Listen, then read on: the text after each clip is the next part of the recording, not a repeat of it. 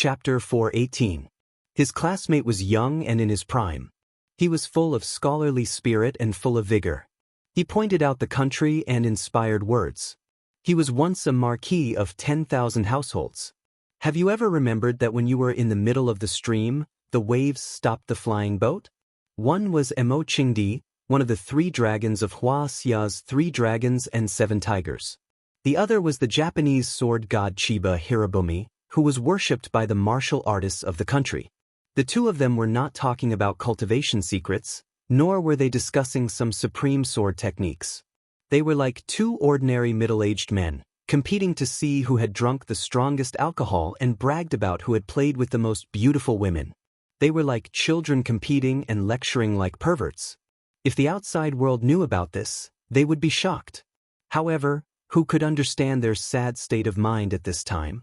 It was more like mockery than showing off. Because what they were talking about was the peak of their lives that had been lost and could never return. They were like 2 injured wolf kings, snuggling up to each other to keep each other warm. Their existence itself was a kind of comfort to each other. It's been more than 20 years since we parted yesterday. The old drunkard looked leisurely, holding a wine gourd and pouring himself wine. He did not treat Chiba Hirobumi as a guest and chatted with him as if they were old friends. Although they had not seen each other for so many years, they did not feel unfamiliar. The friendship between gentlemen was as light as water. Perhaps, this was the camaraderie between men. Fang Yan said you were coming. I was looking forward to your coming, but I was afraid of it. The red flowers bloomed and the green leaves withered. The cruelest thing in life is not living in a deep valley all your life, but when you climbed from the deep valley to the top of the mountain with great difficulty, only to be kicked down by someone, what's the use of seeing a disabled person? Chiba Hirobumi put down the wine jar and looked at the old drunkard. Why did you meet me again? Because of fear, said the old drunkard. When I realized that I was afraid to see you, I had to see you. I don't believe in gods and Buddhas, and I'm not afraid of ghosts and gods. How can I be afraid to see people? That's a good reason, said Chiba Hirobumi. I'm the same as you. I'm also afraid to see you. But I still want to see you. Old drunkard took a sip of wine and didn't answer. He waited for Chiba to continue. 20 years ago, I was so confident that I could conquer Huaxia, but in the end, I was defeated by you single-handedly. I've been in seclusion for 20 years because I have fear in my heart. Chiba Hirobumi said, I'm not afraid of losing, I'm afraid of not being able to win. Every time I mustered up my courage and thought back to the battle at 8 Snake Mountain, there would be another voice in my heart telling me that I was very strong, but he was even stronger. You can't win. Again and again he mustered up his courage and gave up again and again. Later, my son, Chiba Haowu, caused trouble in Huaxia and got injured. It was only then that I made up my mind to come here, not to avenge my son, but because I felt that I had to come here. Only after I personally fought with you will I know who the victor is and the difference between us. Otherwise, we can only live in fear for the rest of our lives. I understand. Old drunkard raised his wine gourd towards Chiba Shinobu. I salute you. Old drunkard liked to drink but never respected people. This was the first time in many years that he raised his glass. Chiba Shinobu took a sip from the wine jar, wiped his mouth with his sleeve, and said, This time, I still don't have the confidence to win, but I can't continue to wait, because I'm worried that the longer I wait, the less courage I have. I'll be trapped on the island for the rest of my life and never have the chance to set foot on land. I'm glad you came. It's an honor to meet you. Old drunkard asked, Do you want to fight again today? Today we must fight. Chiba Shinobu said firmly. He had waited for this battle for more than 20 years. He had also prepared for more than 20 years. How could he give up so easily? This was the demon that troubled him for half of his life. This was the cause and effect that motivated him to work hard. Old drunkard laughed and said, One has lost half of his inner energy, the other has no killing intent. Why fight? To fight. Chiba Shinobu said. The battle at 8 Snake Mountain has yet to be decided, and I still feel regretful. I've always felt that you owe me one, and I also owe you one. Let's settle it today. Because you and I both know very well that after today, we won't have another chance. As you wish. Old Drunkard said. Chiba Shinobu's dirty hand suddenly reached into the wine jar. His hand clawed hard as if he was grabbing something. What he grabbed was the wine, the intense fire-like burning knife. The wine was shapeless, but after being wrapped by his inner energy, it actually took on the shape of a rectangular sword. The long sword was pulled into the air by him, but the wine sword in his hand didn't break. Not a single drop of wine splashed. This person's control of inner energy had reached perfection, like magic. Chiba Shinobu held the big sword in his hand and slashed towards Old Drunkard not far away. A sword that shocked the gods and split the mountains. The wine sword was like an iron sword, making a sizzling sound as it was swung. The air in front of him was split open by him. The space appeared to be distorted due to his ghostly speed and majestic power. Old Drunkard, who was sleeping on the chair, spat out the wine in his mouth. Countless streams of wine turned into countless small swords that flew towards the incoming heavy sword. Bang, bang, bang. The huge wine sword and the countless small swords collided with each other, producing a crisp sound of metal hitting stone. Pieces of the wine sword were cut off by the small swords. The falling swords immediately melted into a stream of hot water, then evaporated into nothingness. The heavy sword didn't change its direction, but its speed became more ferocious.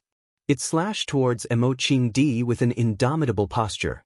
After tearing off some of the giant sword's body, the countless small swords also pierced towards the Thousand Leaves Soldier division opposite them like moths flying in a dense pack. Crack! The rattan chair Emoching-di was sitting on was cut in half by the wine sword. Even the green brick floor was cut into deep grooves by the sword energy. It was as easy as a knife cutting through tofu. Bang, bang, bang, bang, bang. Countless small swords stabbed into the wall behind Chiba Shinobu, leaving countless small holes in the pure white wall. There was a puddle of wine outside of each small hole. This was the reason why the chi inside the wine sword had completely disappeared and scattered around. Emoching-di disappeared from the rattan chair, and Chiba Shinobu jumped up from the floor he was sitting on. The two of them stood in the courtyard at the same time, staring at each other. Chiba Shinobu looked at the Old Drunkard and sighed. If it was 20 years ago, this sword would have been able to crush my heavy sword into pieces. It will be hard to see such a spectacle again. What a pity. You only have sword energy and no killing intent. Why is that? Emoching-di asked in return. A sword without killing intent. Its power is only 90%. Because I don't want to kill you. Chiba Shinobu said. That's a troublesome matter. The Old Drunkard said. Yeah, it really is a troublesome matter. Chiba Shinobu said. Your inner energy is less than 50% of what it was back then, and your left hand could have stabbed one more time. It was very hard for me to dodge. I couldn't dodge that sword back then. Meeting is not as good as reminiscing. The Old Drunkard said sadly. If they couldn't fight to their heart's content, if they couldn't do their best to kill each other, then what was the point of fighting like this? What was the difference between this and children playing house? They had seen too many extraordinary things, so what they were afraid of now was this kind of dull and lifeless battle. That's right. Meeting is not as good as reminiscing. Chiba Shinobu said. You want to die? You don't want to live either. We really think the same way. Chiba Shinobu said. The two of them laughed at each other. During the fight just now, Chiba Shinobu almost killed the Old Drunkard, but he stopped. The Old Drunkard also almost killed Chiba Shinobu, but he held back. They were both despairing people, so despairing that they didn't mind dying under the sword of their most respected opponent. We should drink another vat, the Old Drunkard said. Chiba Shinobu refused, saying, I'll get drunk if I drink any more. Let's get down to business. Once this is over, we can drink as much as we want. Then let's get down to business first, the Old Drunkard said. Whoever wins will have to drink to the winner. Then I'll have to trouble you. Chiba Shinobu sincerely said. Chiba Shinobu broke off a branch from the pear tree above his head, broke off the fork on the branch, then used this crooked branch as a sword. Emoching-di flicked his foot and caught a mop in his hand. With a flick of his wrist, the cloth straps on the mop flew off, turning the long stick in his hand into a spear. "Take this sword of mine," Chiba Shinobu said with an extremely solemn expression. "This is the sword that I've been thinking about day and night, the sword that gave me the deepest understanding in the last 20 years. I've always wanted to bring it to see you. This sword, I've named it Unintentional. Be careful." "Got it," the old drunkard nodded seriously. Chiba Shinobu moved. Chiba Shinobu clearly moved, but his body was still standing in the same place. That was just his afterimage, and the ball of mystery that looked like an afterimage was the real body of Chiba Shinobu. Because his speed was too fast, it created an illusion to the eyes, creating the illusion that Shinya Shinobi was not moving at all. He thrusted his sword straight out. Thrust his sword that was made from a tree branch. It was a straight sword, a plain sword. It was like a very ordinary man holding a tree branch and stabbing it at his enemy's chest. It was not fancy, not stunning, no sound of wind and thunder, and no energy. It was just a tree branch. It was an ordinary sword thrust by an ordinary person. It looked really disappointing. However, the old drunkard couldn't help but lift his sleepy eyelids. His confused eyes were filled with light. His expression was unprecedentedly serious. It was like seeing a pile of gold or a piece of rare treasure. 10,000 swords as one. 10,000 sword techniques could be condensed into this sword, and 10,000 changes could be performed into this sword. Endless life. No change was the biggest change, because it could change in countless ways at any time. If there were no tracks, then there were no traces to be found. No sword will, no defense. After 20 years of sword comprehension, he finally thrust this sword. Chiba Shinobu deserved to be called the sword god of Japan. Chapter 419. If one's eyes were sharp enough, if one's eyes were the eyes of Emo Chingdi, then one would know how marvelous this sword was. At least in Emo Chingdi's eyes, this sword was not static and ordinary. It was not a branch, but a real sword. A peerless sword. It was trembling slightly, out of fear and excitement. Perhaps it was because of his birth. It was the sword that was trembling, not Chiba's hand that was trembling. He had stabbed out tens of millions of times. No matter what the situation was, his hand that held the sword never trembled. The body of the sword had a life of its own. It had an independent consciousness. It aimed at the old drunkard's eyebrows, eyes, throat, chest, heart, or abdomen. It could even attack the lower body of the old drunkard, piercing the 29 acupoints of the old drunkard and the 72 acupoints of the old drunkard's calf. It covered all the fatal points on the old drunkard's body, as well as all the acupoints on the old drunkard's body. The name of the sword was Unintentional. In other words, at the moment of the final attack, even Chiba himself did not know where he would stab. It was only a few tenths of a second, or even less. You couldn't blink, you couldn't breathe, and your heart didn't beat. The interval between one heartbeat and the next, it was shorter than that. Chiba disappeared from where he stood and stabbed at the old drunkard's throat. Yes, at the last moment, he finally locked on to the target he wanted. The throat. The sword pierced the throat. The old drunkard finally moved. The old drunkard finally moved. He rushed toward Chiba with the long stick in his hand. He left an afterimage where he stood, and his body turned into nothingness. In an ugly and barbaric manner, he raised the long stick in his hand and stabbed it towards Chiba Shinobi. The stick didn't even have a sharp spearhead. Their bodies brushed past each other. Or it could be said that two blurry shadows brushed past each other. It was just a change of position. It was just a change of the way they interacted. From standing face to face, they stood with their backs to each other. Chiba stood where the old drunkard had just stood, and the old drunkard also stood in Chiba's footprints. Then, everything became still. Their bodies gradually became clearer, and they became two living bodies, no longer a blurry shadow.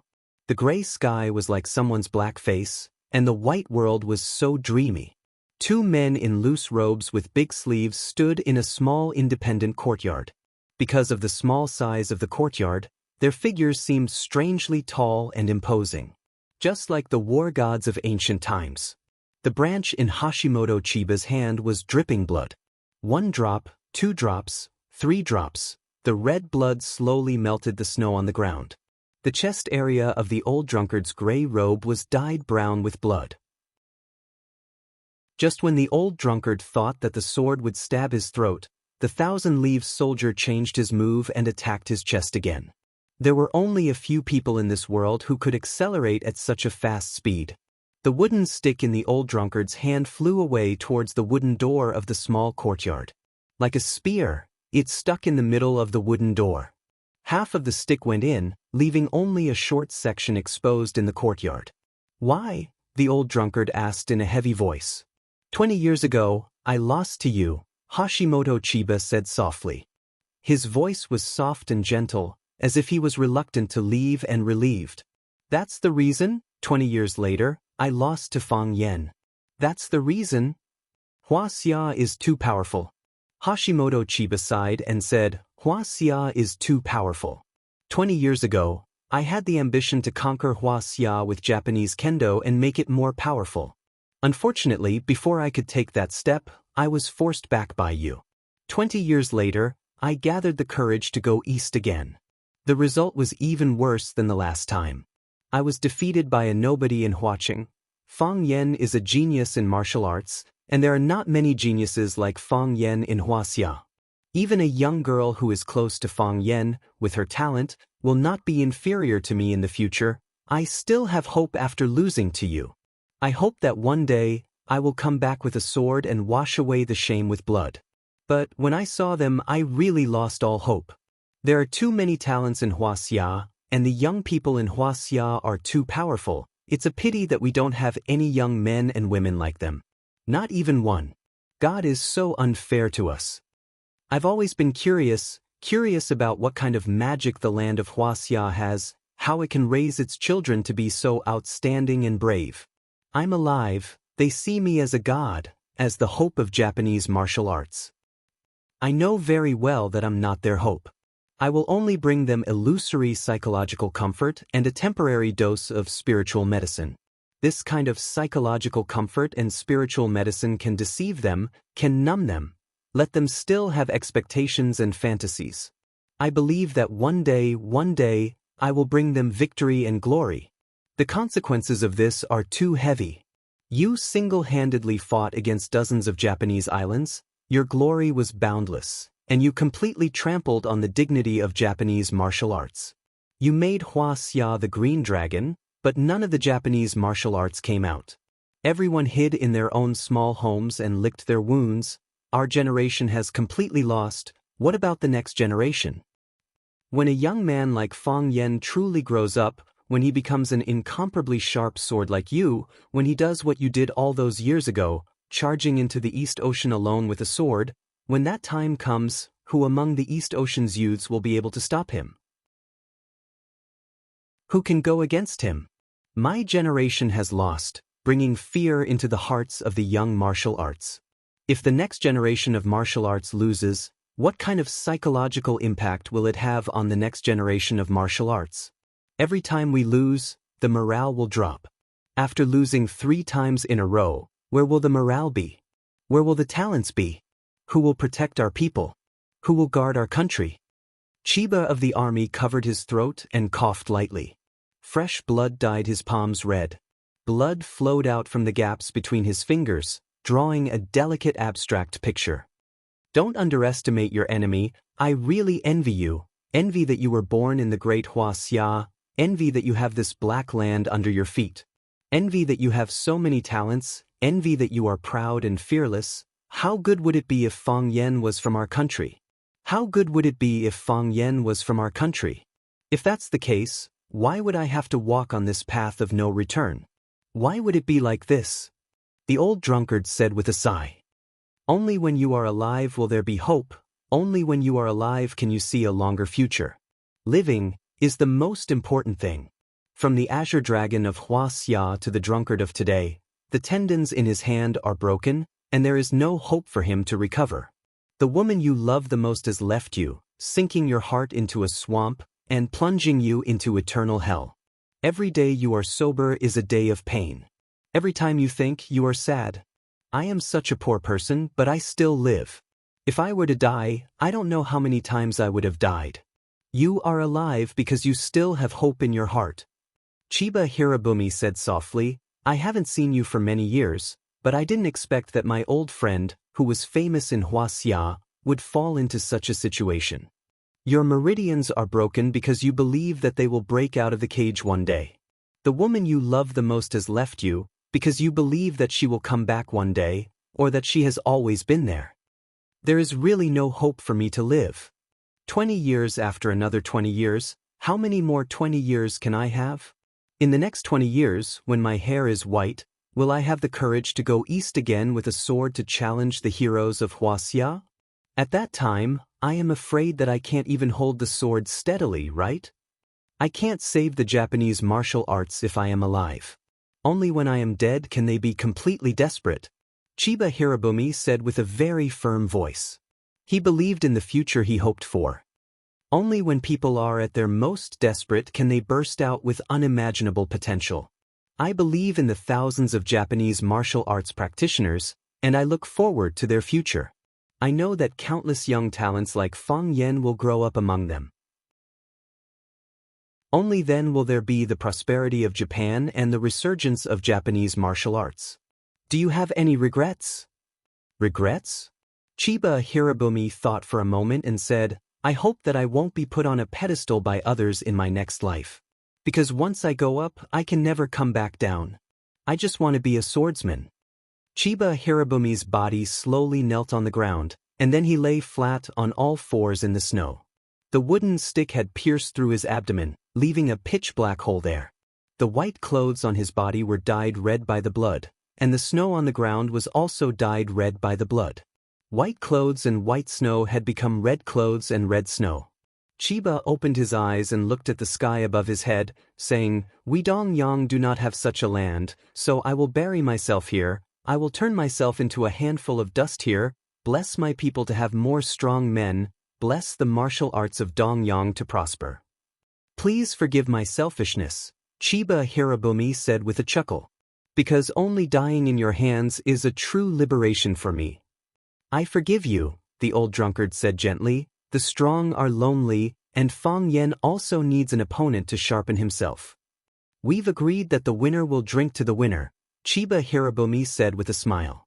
The smile came from the bottom of his heart, warm and peaceful. The old drunkard walked to the corner, picked up a large jar, and gulped it down. His head and face were covered in alcohol, and his stomach was filled with it. He poured the remaining half of the jar next to Chiba Hirobumi's head. Chiba Hirobumi smelled the rich fragrance of the wine and closed his eyes with a gratified expression. The Japanese sword god Chiba Hirobumi had fallen.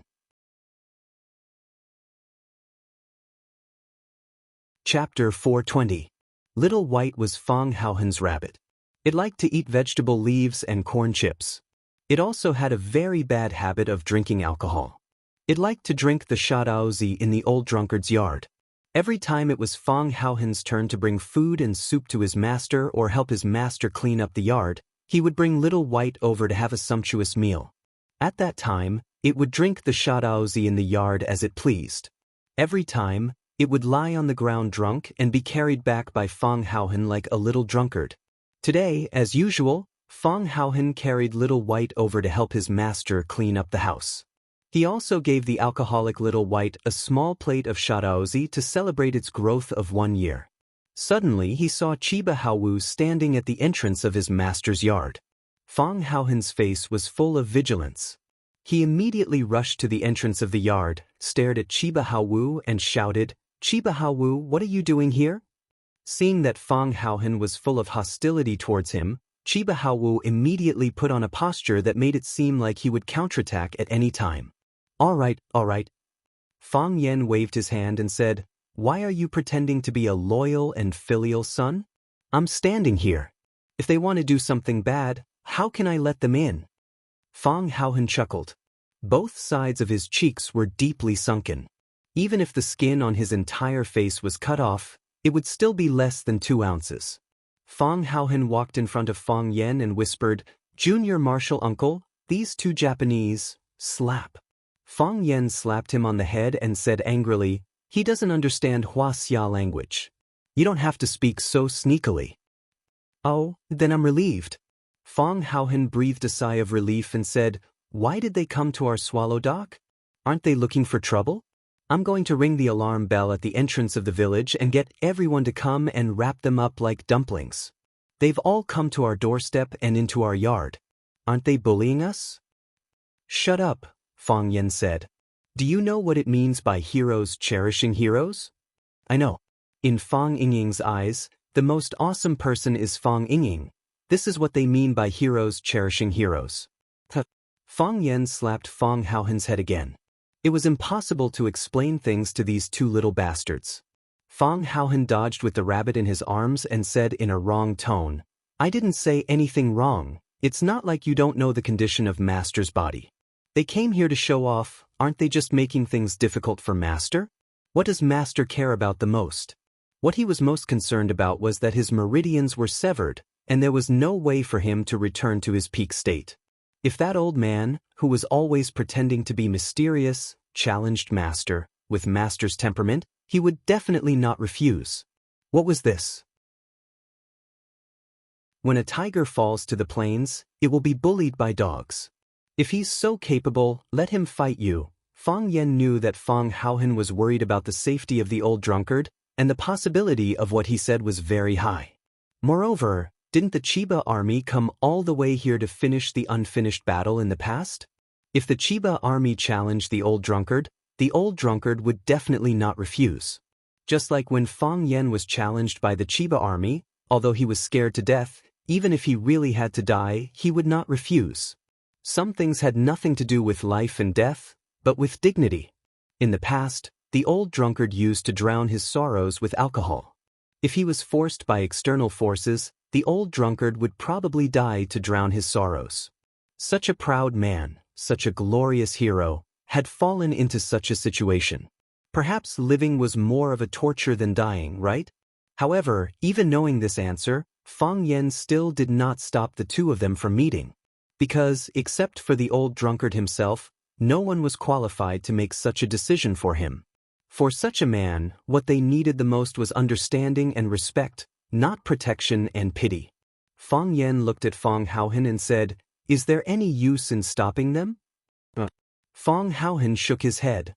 "Then stand aside and pray," said Fang Yan. Fang Haohen stared at Chiba Haohen unkindly and said, "Since we have nothing to do, why don't I beat him up? Who asked his father to challenge my master?" Fang Yan glanced at Chiba Haohen and said, "Whatever." The person he respected was the Chiba army, and as for this guy, he really did not have a good impression of him. He also knew that Chiba Haohen did not have a good impression of him either. If the opportunity was ripe, maybe this guy would stab him with a knife. Fang Yan was on guard against him. In the end, Fang Haohen did not challenge Chiba Haohen, because just as he was about to do so, he heard the sound of wood breaking in the yard. "They've started fighting," said Fang Haohen anxiously. He hugged Little White tightly in his arms, like an ugly little girl who had been frightened. It would be difficult to find a woman uglier than Fang Haohen.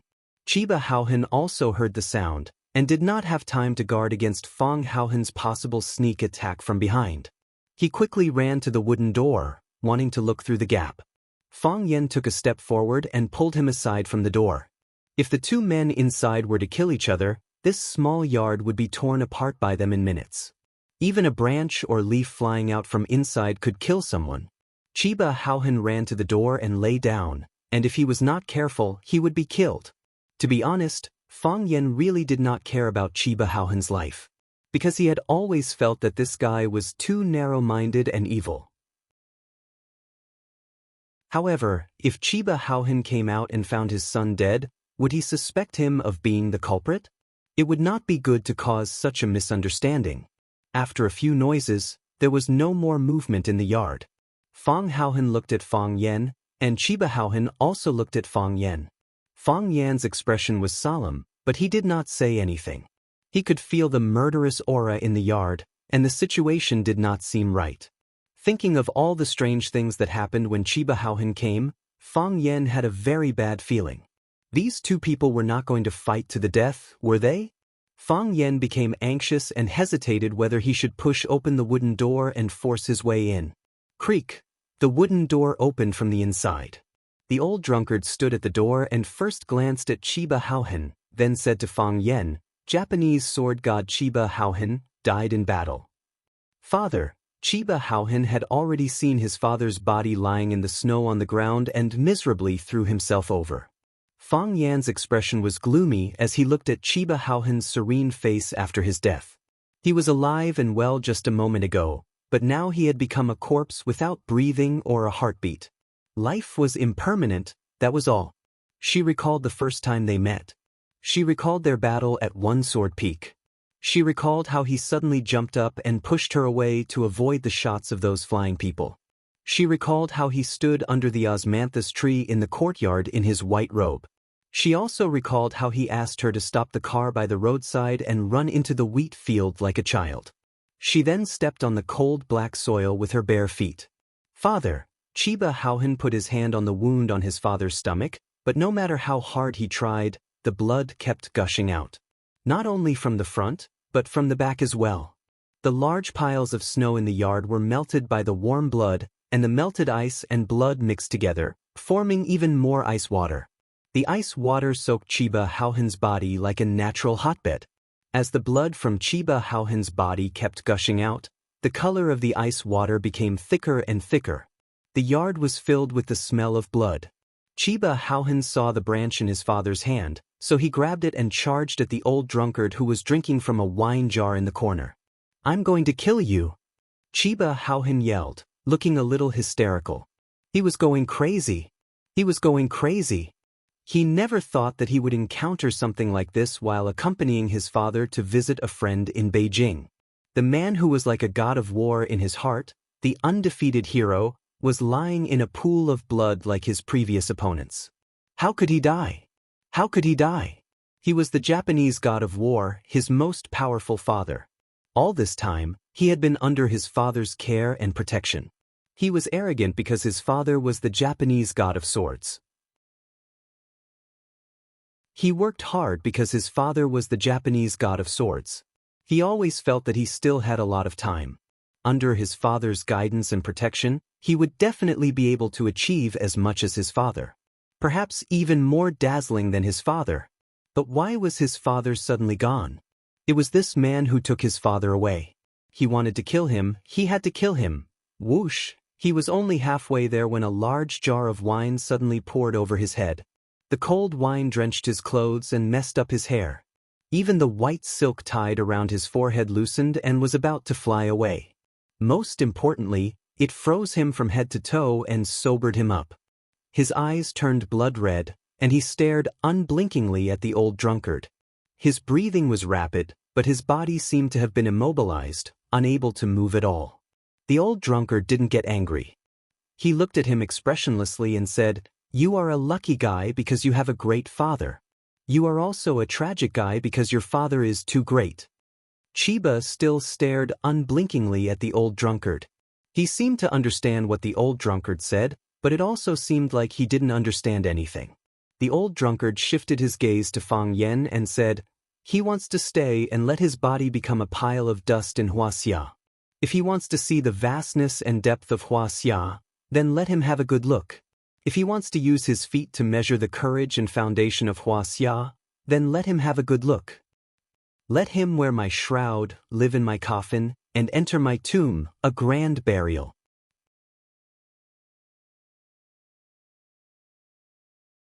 Chapter 421.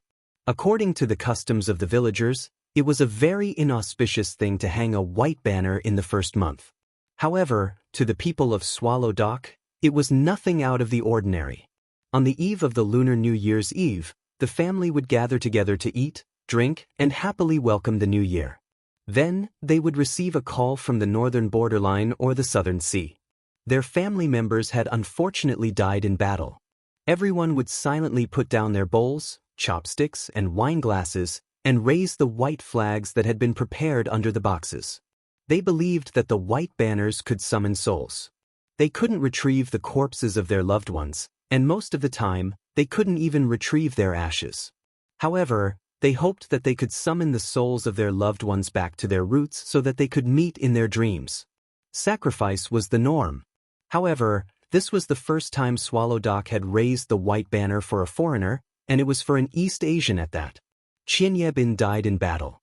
According to his last words, he hoped that he would stay in Wuxia and let his body turn into a pile of dust. The old drunkard gave Fang Yen full authority to handle this matter.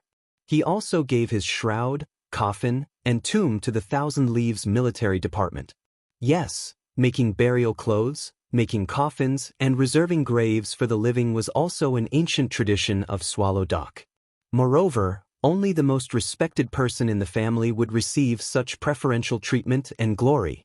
These people could enter the ancestral mountain after they died, and their spirit tablets could be placed in the family's ancestral hall. Now, the old drunkard had given this honor to the Thousand Leaves military department. Of course, the memorial tablet of the Thousand Leaves military department could not be placed in the Fang family's ancestral hall. Everyone was worried that the Xianxia division of the army would fight with the ancestors of the Fang clan after they entered. After all, everyone's habits and way of thinking were still very different.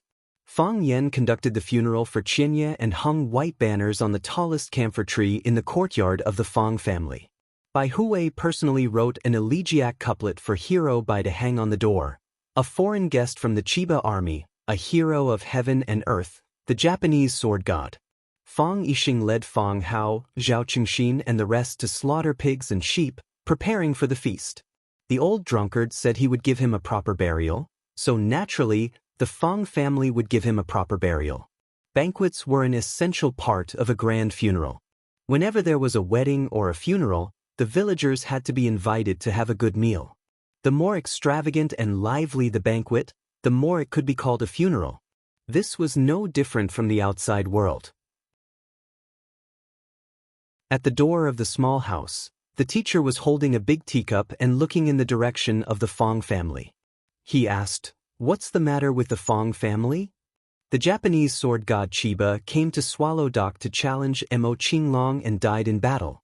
After his death, he left his last words, hoping that he could be buried in Wuxia and become a pile of dust in the earth. The Fang family is currently preparing for his funeral. Bai Xiu, who was standing behind him, replied softly, "How much power have you recovered from underestimating the enemy?" The teacher asked. "Less than 50%. How powerful is the Thousand Leaves army?" 20 years ago, they were evenly matched. After 20 years of comprehending the sword, the swordsmanship of the Chiba military division had become even more refined. 10,000 swords become one. He was almost invincible in East Asia. Those who saw the battle with Fang Yen at One Sword Peak said that he was a very terrifying opponent. If it weren't for Fang Yan's sudden breakthrough in his Taiji heart, it would have been very difficult for him to win this match. In that case, how did Mo Qingdi defeat Xianxia Bing, who was at his peak condition with less than half of his strength? "He came to seek death," Bai Xiu said with a sigh. The Fang family values kinship and righteousness. They did a good job. The teacher pondered for a long time and said, "Hang my white banner." "Mister," Bai Xiu stopped him. If the teacher hung the white banner, the death of the Thousand Leaves army would become a big deal for the entire Swallow Dock. "Hang it." The teacher waved his hand and said firmly. Mr. hung the white banner. Fang Yinging ran to Fang Yen and said while panting. The Yi family hung the white banner. Fang Haohan moved to Fang Yen and whispered. The Li family hung the white banner. The Ruan family hung the white banner. The entire Swallow Dock was full of white banners. The Fang family hung the white banner because of the deep relationship between the old drunkard and the Thousand Leaves army, and also because Fang Yen and the Thousand Leaves army were both enemies and friends. The teacher hung the white banner because he deduced the truth from some unusual information. Heroes cherished heroes. How could the teacher's action not be a hero's? The other villagers of Swallow Dock hung the white banner because they began to pay attention to this matter and learned about it. Then, they respected and admired this foreign guest from the bottom of their hearts.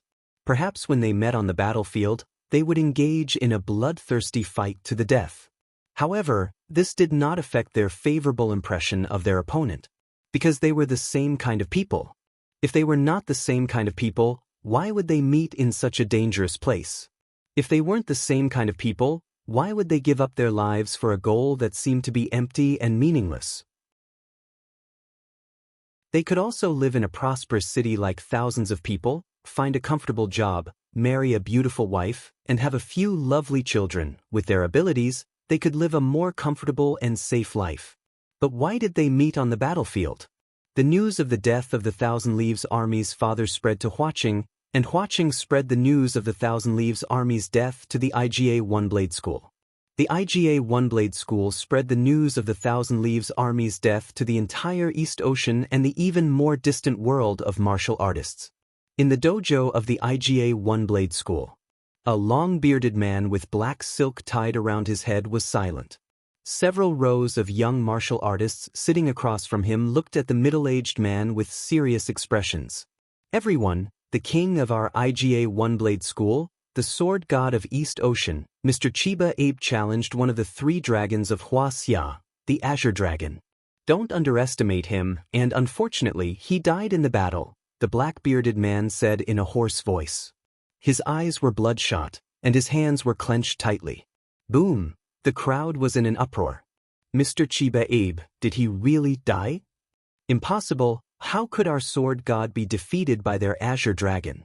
He is invincible, it's impossible. He killed our sword god, we will fight him to the death. I don't want to believe it either, but this is the truth that I know. This is a disgrace to our IGA One-Blade School, and a disgrace to all East Ocean martial artists. The man happened to lead the young martial artists into an emotional outburst. A debt of blood must be paid with blood. Please practice hard, everyone, and in the future, our blood will flow in the Azure Dragon. Wash the Azure Dragon with blood. Wash the Azure Dragon with blood. Wash the Azure Dragon with blood. Saka One-Blade School. On the spacious dojo, a white-robed old man angrily stated this fact. Although Chiba Abe is from the IGA sect that is our competitor, the East Ocean martial artists are one family. They were bound together for glory and bound together for shame. The Azure Dragon of Wuxia killed our East Ocean martial artists, and if we don't avenge him, we will be in vain as human beings. Everyone, please work hard, and we will challenge the Azure Dragon in the future to avenge Chiba Abe. Revenge! Revenge! Revenge! The black-robed swordsmen waved the machetes in their hands and shouted at the top of their lungs. At the foot of Yamasaki Mountain, Koga Clan Ninja Village. Two men sat opposite each other in a simple thatched hut. One was a middle-aged man in black with several scars on his face, and the other was a skinny old man. It was hard to tell his age, but he was too old. His skin was so loose that it looked like it was about to fall off. His teeth had all fallen out, and it was difficult for him to even open his eyes. Chiba Abe has fallen. This is the death of U.S. East Ocean martial artists. The bald man said angrily. Chiba Abe has always been the totem of U.S. East Ocean martial artists, and also the hero in our hearts. Now that he has also died in the hands of the Azure Dragon of Wuxia, our ninja clan can't turn a blind eye. I will go to Wuxia to challenge the 3 dragons and 7 tigers. If I win, it will prove that we East Ocean martial artists are not weak. If I lose, then let me die on the battlefield. The old man opened his eyes with difficulty, and his loose eyelids almost covered most of his pupils. He carefully looked at the bald man in front of him and said, "Kakuto-kun, it's good that you can make such a choice. You are indeed the pride of us Koga ninjas. As a jonin, you need to stand up in times of crisis like this. Go and see their 3 dragons and 7 tigers. I look forward to your return. At that time, I will personally crown you as the king of ninjas. Even if you die in battle, isn't it a kind of glory?" Chiba Abe walked a path that no one has taken before, and he made a choice that we don't have the courage to make. He is a hero, the soul of our country. You too. The bald man knelt on the ground, kowtowed 3 times, and turned to leave without saying a word. Clang! The door closed and the oil lamp in the room went out with a whoosh. Do you know? Our East Ocean sword god died in battle in Wuxia. God, I really can't accept it. Wuxia has 3 dragons and 7 tigers, and each of them is a 1 in a million master. Azure Dragon, don't underestimate your enemy. 20 years ago, he broke into East Ocean alone with a sword and fought dozens of East Ocean masters. He didn't stop conquering until he met Chiba Abe, who was equally young and talented. If it wasn't for Chiba Abe, if it wasn't for our East Ocean sword god, all of our East Ocean martial artists would have been trampled under his feet.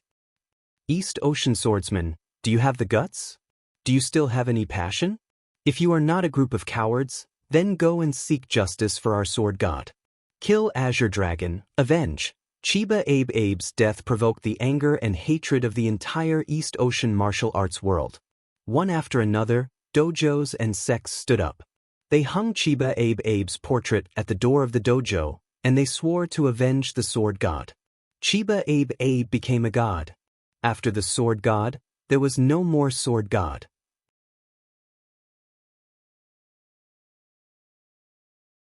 Chapter 422. That night, several disciples of Chiba's battalion escorted his wife and daughter, Chiba Kori, to Beijing. Chiba Kori's wife was called Ozawa Wakako. She was a respectful, gentle, and beautiful woman. Chiba Kori's good looks were inherited from her. She treated the Fong family very calmly. After bowing to express her gratitude, she knelt next to her husband's body and wiped his face with a silk handkerchief over and over again.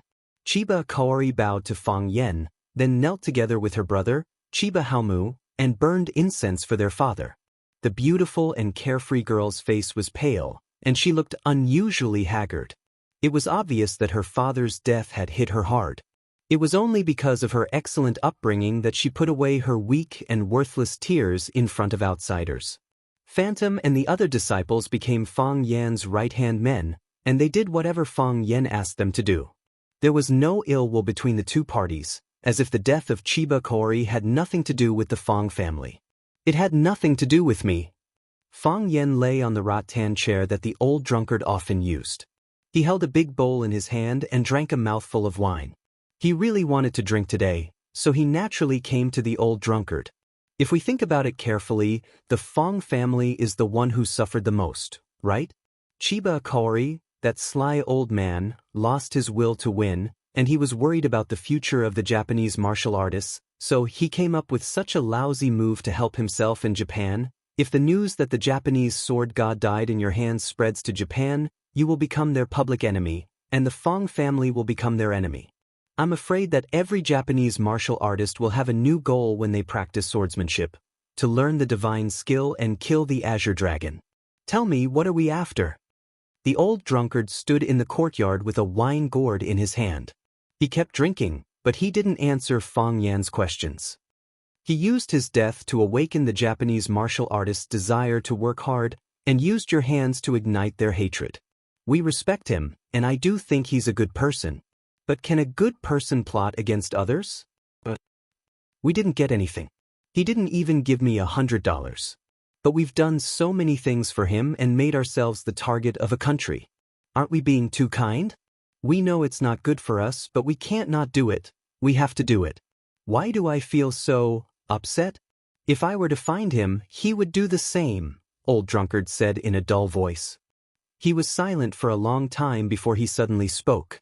This made Fong Yan feel that the voice did not come from his mouth, but someone else was talking to them. Are you that confident? You don't believe me? Fong Yan thought about it seriously and said, he is indeed such a person. On the way back to pick him up, I suddenly realized something. Then he stood by my side and guarded me carefully. He was worried that I would be in danger. If he had taken action at that time, I wouldn't have stood a chance. However, I wasn't worried at all. I'm a narrow-minded guy. Since when did I trust someone so much? But his son's emotions were very unstable. There were several times when I wanted to take action, but he stopped me with his eyes. I should have been the one to die, old drunkard said. You've never said something like that before, Fong Yan advised seriously. He didn't want old drunkard to die, even if he knew it would be crueler for him to live. But wouldn't there be nothing left after death? In the past, I thought I still had hope. Just like what he said, I hoped that I could find myself again and return to my best state. I hoped that she would always be there and never leave. So, I kept waiting. But now, I'm a little tired of waiting, and I'm tired of drinking. So, I want to die. I don't know what death is like. Maybe it's more interesting than living? I don't know either, Fang Yan said. But if you die, you won't have a chance to prove that you can return to your original glory. You also can't believe that she has always been there and never left. Also, Dragon God has a tough life. You can't just let him break your tendons, right? When there's a chance to take revenge, you still have to beat him up in front of everyone. Even if you don't care about any of this and let it go. What about me? Have you let me go as well? Old Drunkard thought about his words for a long time, but found that he still didn't know how to answer Fang Yan's question. What do you mean I've let you go? When did I ever carry you? Besides, if he dies, you have to live, Fang Yan angrily said. You owe so much, you've pulled the hatred of an entire country's martial artists. If you die, won't they come after me for revenge? My skin is thin and my flesh is tender, how could I be their match? Old Drunkard was speechless for a long time. Standing in the middle of the courtyard with the gourd in his hand, he even forgot to drink. Crack! Old Drunkard suddenly exerted force, crushing the gourd in his hand into pieces. He lifted a large jar and gulped down a mouthful of wine. Then he swung the large jar and smashed it at the other jars. Clang! The two jars collided with each other, making a loud noise. He picked up the second vat and smashed it towards the other vat. Then the third jar smashed into even more jars. Clang, clang, clang, clang, clang. Old Drunkard smashed all the jars in the courtyard. Even the new wine he brewed on New Year's Eve was smashed. Stop drinking, Old Drunkard breathed out like a sword and shouted. When Old Drunkard smashed the jars, Fang Yan understood what he wanted to do. Obviously, Xianxia's death had greatly affected Old Drunkard. Someone didn't hesitate to die to fulfill his wish, so how could the torture he was suffering compare to that? But he didn't cheer, nor would he help. He wanted to watch helplessly as the Old Drunkard personally smashed these wine jars, personally smashed the new and old wine he brewed, personally smashed his current rotten and tattered life into pieces. He's been drowning for too long, he should have been reborn a long time ago. Until all the jars in the courtyard were smashed, the tiles were broken, and the wine was spilled all over the courtyard. Even the air was filled with the strong smell of burning knives, making one feel intoxicated. Good, good, good, Fang Yan shouted good, 3 times in a row. He jumped up from his chair and said, I knew this day would come, I've been waiting for this day, I knew you would stand up again, I knew you would soar to the sky. I knew it would be like this. The humiliation of one person is better than the humiliation of a family, and the humiliation of a family is better than the humiliation of a country. I know that the news of this battle has the effect of gathering the ambition of the Japanese martial artists and provoking their hatred. But what's there to be afraid of? Mo Qingdi ignored Fang Yan's flattery and went into an invincible performance. If I could challenge the 36 islands of the East Ocean and fight 36 East Ocean people by myself, then I can challenge the 36 islands of the East Ocean and fight 36 East Ocean people by myself again. 20 years ago, I could defeat Sword God once, then I can defeat Sword God again. 20 years later, I can kill Sword God once, then I can kill Sword God again. From now on, no one in Japanese will dare to call themselves Sword God. Fang Yan was so excited that his body was trembling, unable to control himself. Just listen, what's heroic spirit? What's heroic spirit? What's a perfect example of acting cool? From a certain point of view, Fang Yan isn't even fit to carry the Old Drunkard's shoes. Fang Yan was very excited, but also very self-conscious.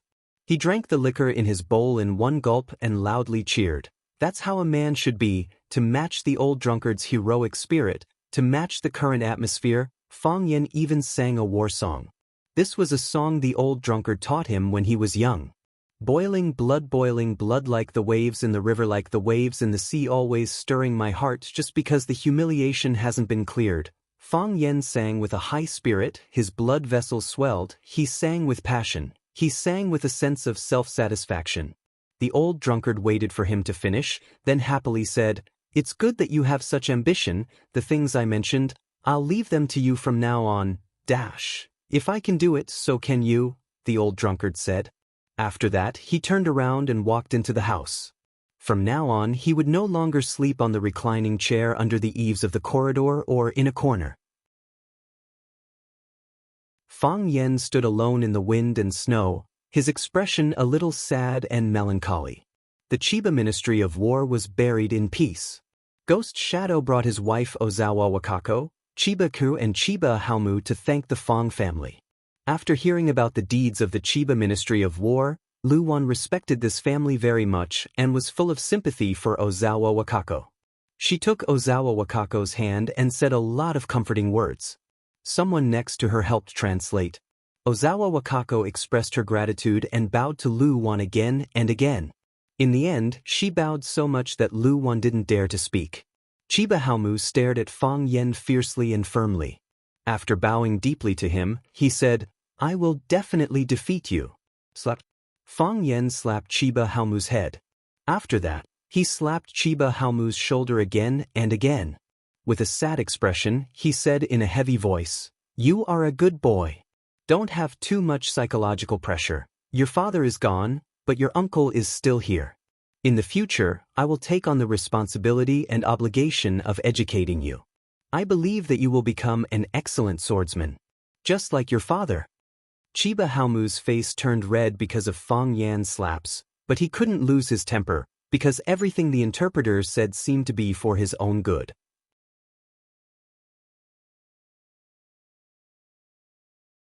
Chapter 423. The sky was bright, but because of the cold weather, the snow on the ground was still hard and squeaky when one stepped on it. Fang Yen accompanied Chiba-ku on a small road in the countryside. The two of them were silent. They could only hear each other's breathing and the sound of the snow under their feet. Chiba-ku was dressed in plain clothes and looked exhausted. There were wrinkles on her knees from kneeling for a long time, and there were some ashes on her hair. The past 2 days had really tormented the girl. She hadn't even taken a hot shower until now. Are all men like this? Chiba-ku suddenly asked. Although she could already communicate in the Wuxia language after a long period of hard work, there were still some obstacles when it came to talking about things that were too profound. Therefore she spoke very slowly. It was as if she was trying very hard to articulate her words. What? Fang Yen thought about it a few times before he understood her question. If there's a big country, there's no small family?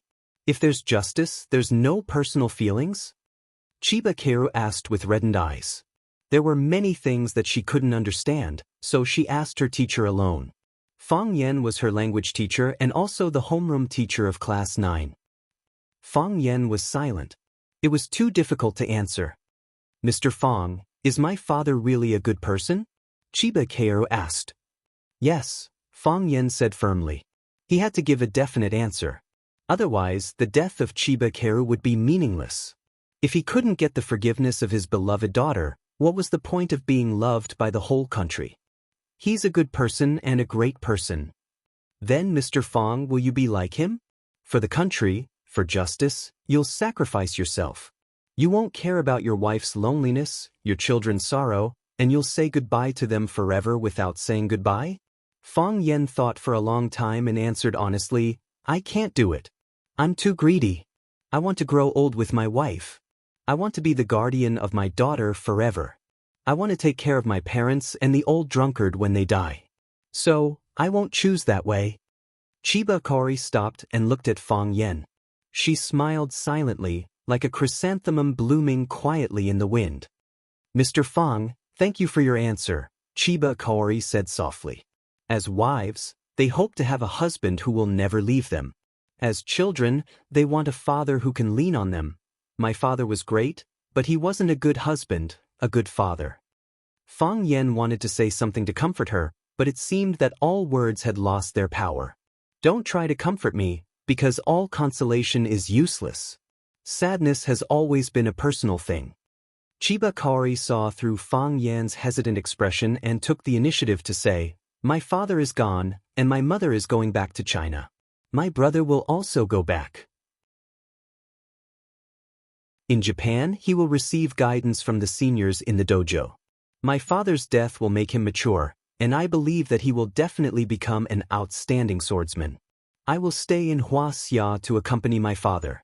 Perhaps his soul has already reached Japan, to the place he fought for his entire life, to the Pheasant Mountain where he diligently practiced his swordsmanship every morning and night. But his body is still buried here. I want to stay and accompany him. He wasn't a good father, but I still love him as much as before. Will you return to Rosefinch? Fang Yan asked. Chiba Kaori shook her head and said, No. I knew it, Fang Yan sighed softly. Chiba Kaori was an outstanding student and a hard-working one. Because she had just arrived and had a language barrier, she had to understand the meaning of the words before she learned any subject. She had been at the bottom of the class for the previous few exams, but she was already above average for the final exam. Any responsible teacher would not want to lose a good student in their class. Mr. Fang, I don't hate you. I didn't leave Rosefinch because I hate you, Chiba Kaori said. I'm just afraid. I'm afraid that every time I go to class, I will think of my father when I see you. Until now, I still can't accept the fact that he has left. I can't bear that kind of suffering, and I'm worried that it will make me break down. I will leave Rosefinch and I won't enter any other school. I will learn something that interests me in the future, and my favorite is the tea ceremony. I think that's what my father is happy to see. He wants me to focus on what I like. And I always feel that I still have a lot of time. Fang Yan looked at Chiba Kaori with sincerity and said, I respect your choice. We won't be teacher and student in the future, but we will still be friends. If you need anything, just come to me. No, you will always be my teacher, Chiba Kaori said seriously. People in Wuxia believe that a teacher for a day is a father for life. You are my teacher for a day, and you will always be my teacher. I understand everything you have done for my father. Perhaps Chiba Hawu doesn't understand it now, but he will one day. He will know how magnanimous he must be to be able to help his opponent like this. She bowed deeply to Fang Yan, then jogged toward the dojo. There, her mother, brother, and Phantom were waiting to leave Swallow Dock with her. They would stay in Huacheng for a short while, then fly to Japan from there. To them, it was a sad country. Her figure was thin, and her long hair was flying. Her back view was so desolate and sorrowful. She was smart, beautiful, and a girl who had lost her father. Fang Yan couldn't bear to look at her anymore, so he looked in another direction. Hey, are you dumbfounded? A girl with a rosy face shouted at him. No matter how bad the haze was, the sudden sight of two bright and beautiful faces would immediately brighten one's mood. This was a common problem for men. Two beautiful girls appeared in front of Fang Yan. One was wearing a white shirt, white pants, and a pair of white sports shoes. It was Yi Wen, whom he hadn't seen for a few days. The other one was Leaf, who was wearing a red down jacket, white jeans, and a pair of black leather boots. They were both young and beautiful. One was elegant, and the other was cute. They were both beautiful. Seeing Fang Yan looking at them without saying anything, Yi shouted impatiently, Hey, I'm talking to you. Didn't you hear me? I didn't expect such a beautiful girl to like such a shameless man. There are so many idiots nowadays. Yi obviously misunderstood the relationship between Fang Yan and Chiba Q, and regarded Chiba Care's action of running away as Fang Yan's heartless betrayal of girls. Yi started her studies in Swallow Dock. Because her parents worked in Yanjing for a long time, she transferred her school registration to Yanjing City. Although she lived in Yanjing City, she often went to Swallow Dock. Her growing up was almost the history of Fang Yan's cheap deeds. The competition between her cousin Yi Ro and Fang Yan every year was the biggest drama of the year that she looked forward to the most. She had watched the competition between Yi Wen and Fang Yan since she was 5 or 6 years old, and now she had grown up watching the competition between Yi Wen and Fang Yan. As a result, she had seen Fang Yan's ugly face, all kinds of shameless expressions, all kinds of funny ways of begging for mercy, and all kinds of ways of running away. This almost subverted her outlook on life and values. Until now, she was still wondering why a man could have such a shameful side. Therefore, she wasn't talking nonsense when she said that Fang Yan was a shameless man. It was the result of watching the competition for 10 years. Moreover, Because she was the most hardcore audience, she gnashed her teeth at Fang Yan's behavior every time. She was sharp-tongued and liked to sneer at Fang Yan. Fang Yan was not a man who was willing to suffer losses, and his way of fighting back made her so angry that her liver hurt. In the competition before the new year, Fang Yan ran away, which made her extremely angry. How could such a guy with no chivalry be her sister's opponent? Fang Yan was a little angry and said, "You can scold me for being shameless, but don't scold your sister. What's wrong with her liking me?" In terms of eloquence, 10 Yezi were not as good as 1 Fang Huohua. Sure enough, Yezi was ashamed and annoyed. She said angrily, "How can you be so shameless? I'm not talking about my cousin. My sister doesn't like you." "How do you know your sister doesn't like me? What if she likes me? You said that those who like me are idiots. Isn't that calling your sister an idiot?" Fang Yan said to Yi Wen, who looked calm and indifferent, as if she didn't care about anything. "Of course I know. How could I not know?" Yezi reached out and took Yi Wen's arm, saying, "My sister is such an excellent, elegant, and beautiful woman. How could she like a man with no taste, no looks, and a vicious mouth like you? Do you think my sister is blind? Only the person involved knows about this kind of thing. What right do you, an outsider, have to say such things? Okay, then I'll let the person involved tell you personally." Yezi turned around and took Yi Wen's arm, saying, "Sister, tell him. Do you not like him?" Yi Wen looked at Yezi in silence. "Sister, just tell him." Yezi showed her divine skill of acting coquettishly again. The girls of Swallow Dock didn't know how to act coquettishly, but they knew how to roll up their sleeves and fight. Yezi had lived in Yanjing City for a long time, so she learned this powerful skill. She shook her petite body and said, "Sister, say something. Say something. I want him to be convinced of his defeat." "I like him," Yi Wen said softly. In an instant, the wind stopped, the clouds dispersed, and everything was still.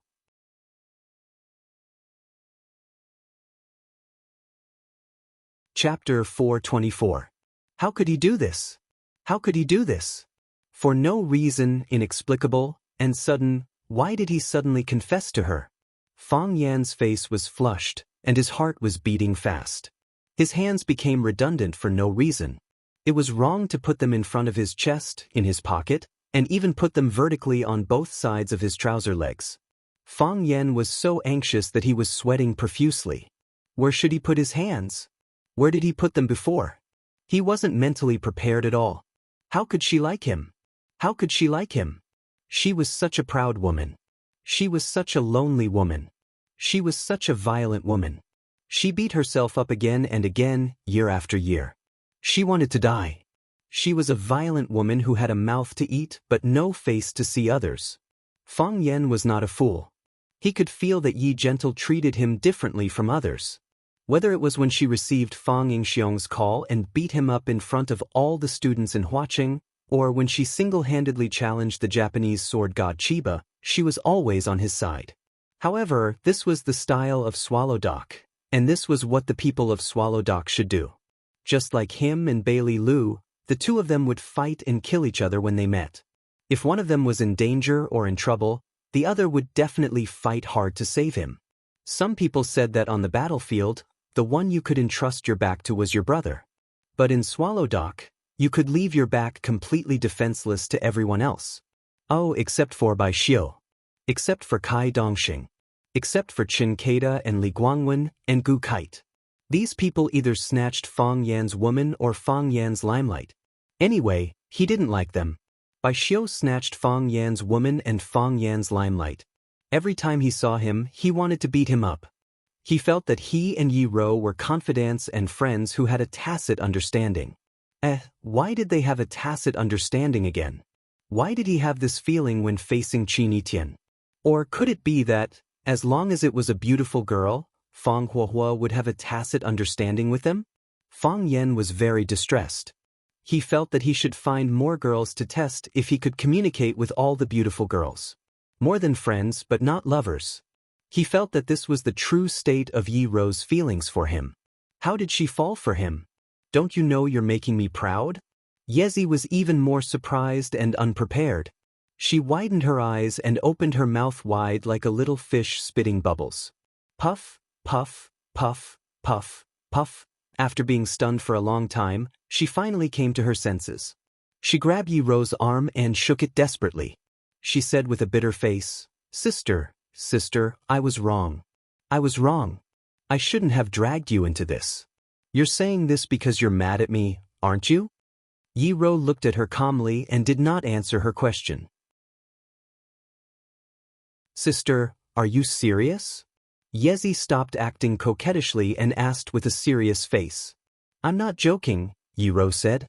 She would never joke about matters of the heart. If she liked someone, she liked him. If she didn't like him, she didn't like him.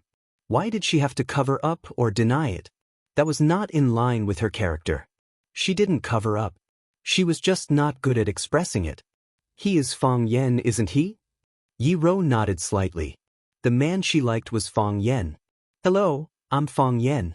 The word Fang means square and means two fires. "My name is good, right? What's your name?" he said when they met for the first time. At that time, she was 5 and he was 6. "My name is Yi Ro." Yi Ro replied. While speaking, Yi Ro kicked him away because he broke the watermelon seedling she had just planted. The poor seedling was broken into 2 pieces. It looked extremely miserable under the scorching sun. Fang Yan climbed up from the melon field. His head and face were covered with dust. He spat out the sand in his mouth and said angrily, "What's your name, Yi Ro? You're not gentle at all. Your little dog Yi, dinosaur Yi, bandit." Before he finished his words, Yi Ro punched him to the ground. How could an upright man talk so much nonsense? At that time, Yi Ro didn't like to talk very much. She thought most of what people said was nonsense. Why did he talk when he knew it was nonsense? It was so strange. He bullied you when you were a child. He called you ugly, the ugliest woman in Swallow Fort. He peeked at you when you were putting on makeup and put a toad in your pocket? Yi Ro said angrily. One by one, he listed all the things that Fang Yan had done to Yi Ro that were too numerous to be recorded in the book. Yi Ro smiled. She remembered all these things. "Yi Fengxing, is your sister at home?" Really? Really? Yi Fengxing said impatiently. "How many times have I told you? She went for a walk by Stone River. She went with the ancestor. If the ancestor doesn't come back, she won't come back. That's great. Can I put this toad in her pocket?" "I don't think that's a good idea. Yi Fengxing, are you betraying us? Look at my face. Look at how she beat me." "You can fight back," Yi Fengxing said. "If I can fight back, why would I put a toad in her pocket? You keep watch for me. I'll put the toad in her pocket. Didn't you say she hates this kind of thing with thick hair all over its body? It's disgusting to touch." Yi Ruru stood by the window and looked into the room. Fang Yan tiptoed in and opened Yi Ruru's wardrobe. He was dazzled by the dazzling array of women's clothes in the wardrobe. He grabbed a coat and sniffed it. Then he put a toad in the pocket of her sportswear that she often wore. Coo, coo, coo. The toad made a few noises and jumped out of the pocket. Then, 2 teenagers, one fat and one thin, hurriedly tried to catch the toad that tried to escape without any spirit of sacrifice. Finally, Toad was caught. Yi Ro walked into the room and beat them up without worry. "Sister," Yi Ro was very anxious and said, "Look at him. Thick lips, flat nose, one big eye and one small eye." Fang Yan thought about his appearance seriously and said angrily, "Hey, little Yi Ro, which eye is big and which is small? They're all the same, okay?" Yi Ro snorted at Fang Yan and continued to criticize Fang Yan's shortcomings. She said, "He's not handsome at all. He doesn't have any temperament. He's not tall or burly. Most importantly, his character is terrible. He can't beat you in a fight. Every time you fight, he will lie on the ground and beg for mercy. Once, he said if you let him go, he will recognize you as his master. Why do you like him?" "Sister, the man you like should have the appearance of Lu Dehua, the temperament of Tony Liang, and the self-restraint of Chen Daoming. He should wear a decent suit and drink red wine or whiskey elegantly. He should have a magnetic voice and a gentle and loving look in his eyes. Look at Fang Yan. What does he have? You're so excellent. What kind of man can't you find? Why do you have to like him? Yes, why do I have to like him? Fang Yan was also very interested in this question. Except that I'm a little more handsome than others, I don't have many advantages. Yi Ro brushed away a lock of hair on her forehead. Her voice was calm, gentle, and firm. But I just like it. Sister, Yi Ro stamped her feet angrily. She knew her sister's character. No one could change her mind once she made up her mind. It was useless to say more. So, she pinched Fang Yan's arm hard and then turned around and ran to Swallow Dock. You're so annoying. You're so annoying. Yi Ro's angry shout came from afar. Yi Ro ran away shamefully or tactfully. Then, only Fang Yan and Yi Ro were left in the boundless wilderness. Fang Yan looked at Yi Ro and Yi Ro looked back at him at the same time. She didn't hide. She wasn't shy or surprised. If it weren't for the redness at the base of her ears, it was almost impossible to find any emotion on her face. It was even more difficult to understand. She just confessed to a man. But it was as simple and common as drinking a cup of tea and eating an apple. Fang Yan looked at Yi Ro with gentle eyes and said in a magnetic voice, "Let's walk around?" Yi Ro nodded. So, Fang Yan took Yi Ro to the rape field further away. He didn't take Yi Ro to the stone river because it had the best scenery and the most people. When you were in love, you wished there were only you and her in the world. Crack, crack. Their shoes stepped in the snow. Because no one had ever been there, they were the first pair of pioneers. Fang Yan didn't say anything. Neither did Yi Ro. The atmosphere was dull, but they were very happy. The joy was like wheat sprouts covered by thin snow. They were not afraid of the cold and the heavy pressure. They tried their best to poke their heads out and see the new and magical world outside. Fang Yan walked a little faster and walked side by side with Yi Ro. He looked straight ahead and whispered, "Can I hold your hand?" Yi Ro didn't respond or object. Fang Yan knew that the girl's no objection was the best response. So, he stretched out his hand to Yi Ro's little hand carefully. He stretched out half of his hand and then retracted it. He reached out again unwillingly and then retracted it again. He tried several times but still couldn't hold Yi Ro's hand. He looked at Yi Ro warily and said, "If I hold your hand, you won't hit me, will you?"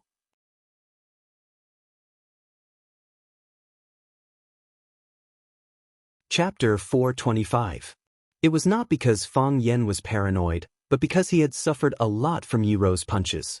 This woman usually didn't talk much, but she would beat someone up if she didn't agree with him. Although she said she liked him, who knew whether it was a trap or not? In the eyes of Fang Yan, a conspiracy theorist, Yi Ro deliberately said she liked him. When he wanted to hold her hand, she would fly into a rage and take the opportunity to beat him up. At that time, who could he reason with? Even if he went to Mr. Qin to seek justice, it was he who held the girl's hand first, wasn't it? The last time they met was when Qin Etian came over. The two girls fought openly and secretly, and Yi Ro suffered a little loss in front of Qin Etian. After Qin Etian left Swallow Dock, who knew whether she would keep the anger in her heart and find a chance to vent it on him? Women were all vengeful. Yi Ro stopped and looked at Fang Yan, who was standing in front of her with clear eyes. She took the initiative to reach out her hand to Fang Yan, and Fang Yan immediately made a fighting posture. "If you dare to hit me, I will fight back." "What do you want to do?" Fang Yan asked with vigilance. "Put your hand down," Yi Ro said. "You don't want to suddenly throw me away, do you?" Fang Yan still put down his hand, but his body was still a little stiff. Yi Ro took another step forward and took the initiative to put her two small hands in Fang Yan's big hands. Fang Yan exerted a little force and held that soft, warm, and beautiful little hand tightly in his palm. Fang Yan was so moved that he was about to cry. He said with red eyes, "You really didn't hit me. I won't hit you in the future." Yi Ro said seriously. She was really serious when she said this. That was because she also realized that Fang Yan was very afraid of her. He was also very vigilant, as if she could beat him up at any time. Along the way, she reflected on herself and realized that she had indeed gone overboard with many things. For example, you shouldn't send him flying when he steps on his melon seedlings, because he might not be paying attention to his feet. For example, she shouldn't have knocked him to the ground and painted his face with lipstick when he peeked at her makeup, because he might not have done it on purpose. For example, she shouldn't have beaten him so brutally every time they sparred, because this hurt the man's self-esteem. A man's face still had to be protected, especially a man who loves to keep up appearances. I'm an insecure man. Fang Yan carefully felt the smoothness of Yi Rou's palms. How could the hands of such a violent woman feel so comfortable? Compared to the time when he was humiliated by it, this was simply the difference between heaven and hell. My family was poor when I was young, and I was always bullied by the children in the village. After that, every time we sparred, I was always the one who lost. This is the first time I've lost, and I only feel indignant. The second time I lost, I still couldn't accept it. After losing 5 or 6 times in a row for 5 or 6 years, I began to despair and felt that I might never be able to defeat you. I began to become sensitive and began to feel inferior in the crowd. Fang Yan held Yi Rou's hand, and the two of them walked on the country road like an ordinary couple. I was very angry at that time. I was angry at you for being so excellent. Isn't it enough for a girl to be beautiful? Why do you have to be so smart? It's unnecessary for you to be smart. Why do you have such a high talent in martial arts? I felt that God was too kind to you, but it was too unfair to me. If someone told me that you were God's goddaughter, I wouldn't doubt it. Otherwise, why would God give you all the best things in the world? Do you know how much I wanted to defeat you at that time? Once I dreamed that I defeated you, and I actually woke up with a happy smile. When I woke up, I found it was just a dream, and I felt a little depressed. I thought that even if it was a dream, it should be a beautiful dream, so I tried hard to fall asleep and continue the dream, but I lost sleep. Fang Yan was wearing a green robe, while Yi Rou was wearing a white robe. Seen from a distance, the black and the white were a perfect match. At that time, I met another girl. She was very beautiful, she was very gentle, and she was very understanding. When I was sad, she would comfort me. When I was desperate, she would encourage me. When I was injured, she would clean and bandage my wounds. When I scolded you. Speaking of this, Fang Yan hurriedly glanced at Yi Rou and found that she wasn't angry, so he continued, she would also scold you with me, blaming you for beating me like this. Compared with you, I felt that she was an angel sent by God to save me. At that time, I felt that all the suffering I had endured had been rewarded. When I was sad, I would go to her. Sometimes I pretended to go to her. When I was injured, I would go to her and ask her to bandage my wounds. She would say some bad things about you. I often pretended to be injured to go to her. After a long pause, Fang Yan smiled bitterly and said, I thought she and I were a perfect match. She knew my feelings and I also knew hers. At last, I tragically found that she already had someone she liked, and I was just an insignificant person. Yi Rou held Fang Yan's hand tightly, expressing her comfort and sympathy for him. I was a failure. I felt that I was a failure of a man. For a long time, I was very sad and timid. I was a very fragile man, and I felt that I couldn't bear such emotional pain again. Since then, I have been very careful and prudent about relationships. Fang Yan held Yi Rou's hand tightly and said in a low voice, what you said just now is true? You didn't lie to me, did you? I didn't. Yi Rou also held Fang Yan's hand tightly, looked into his eyes seriously, and said, I didn't lie to you. If I lied to you, how could I get angry when I saw you with her?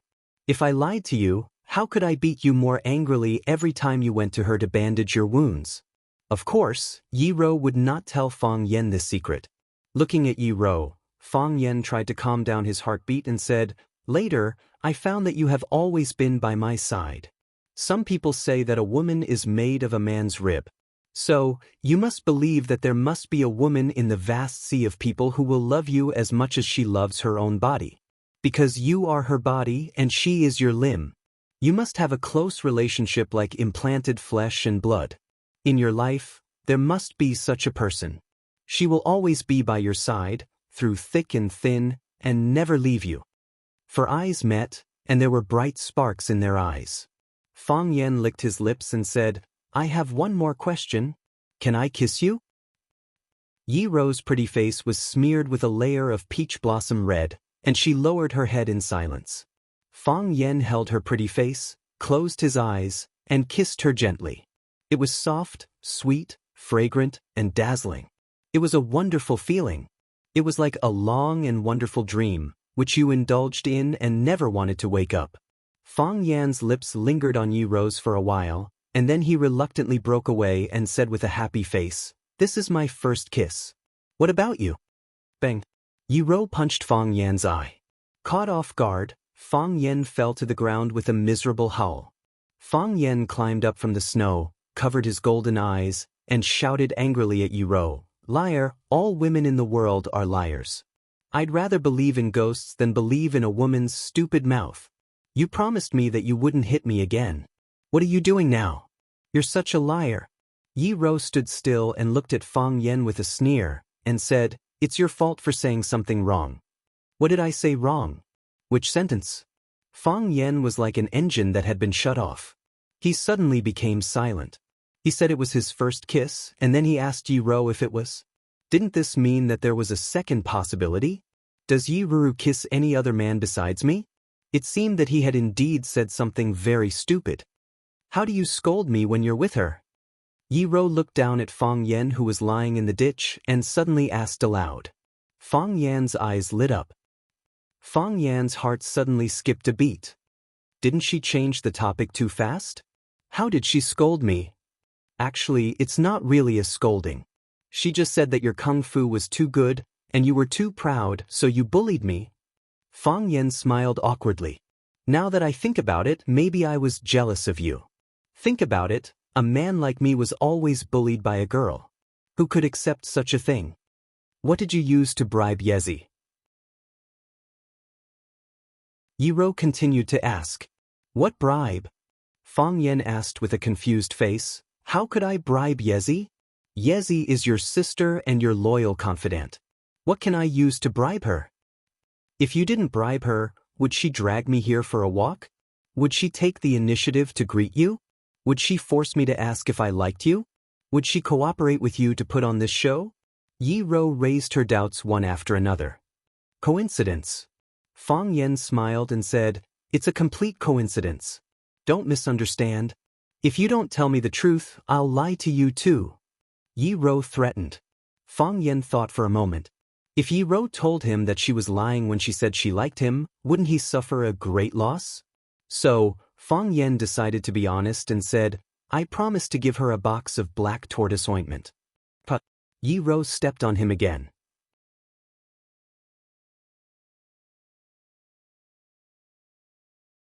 Chapter 426.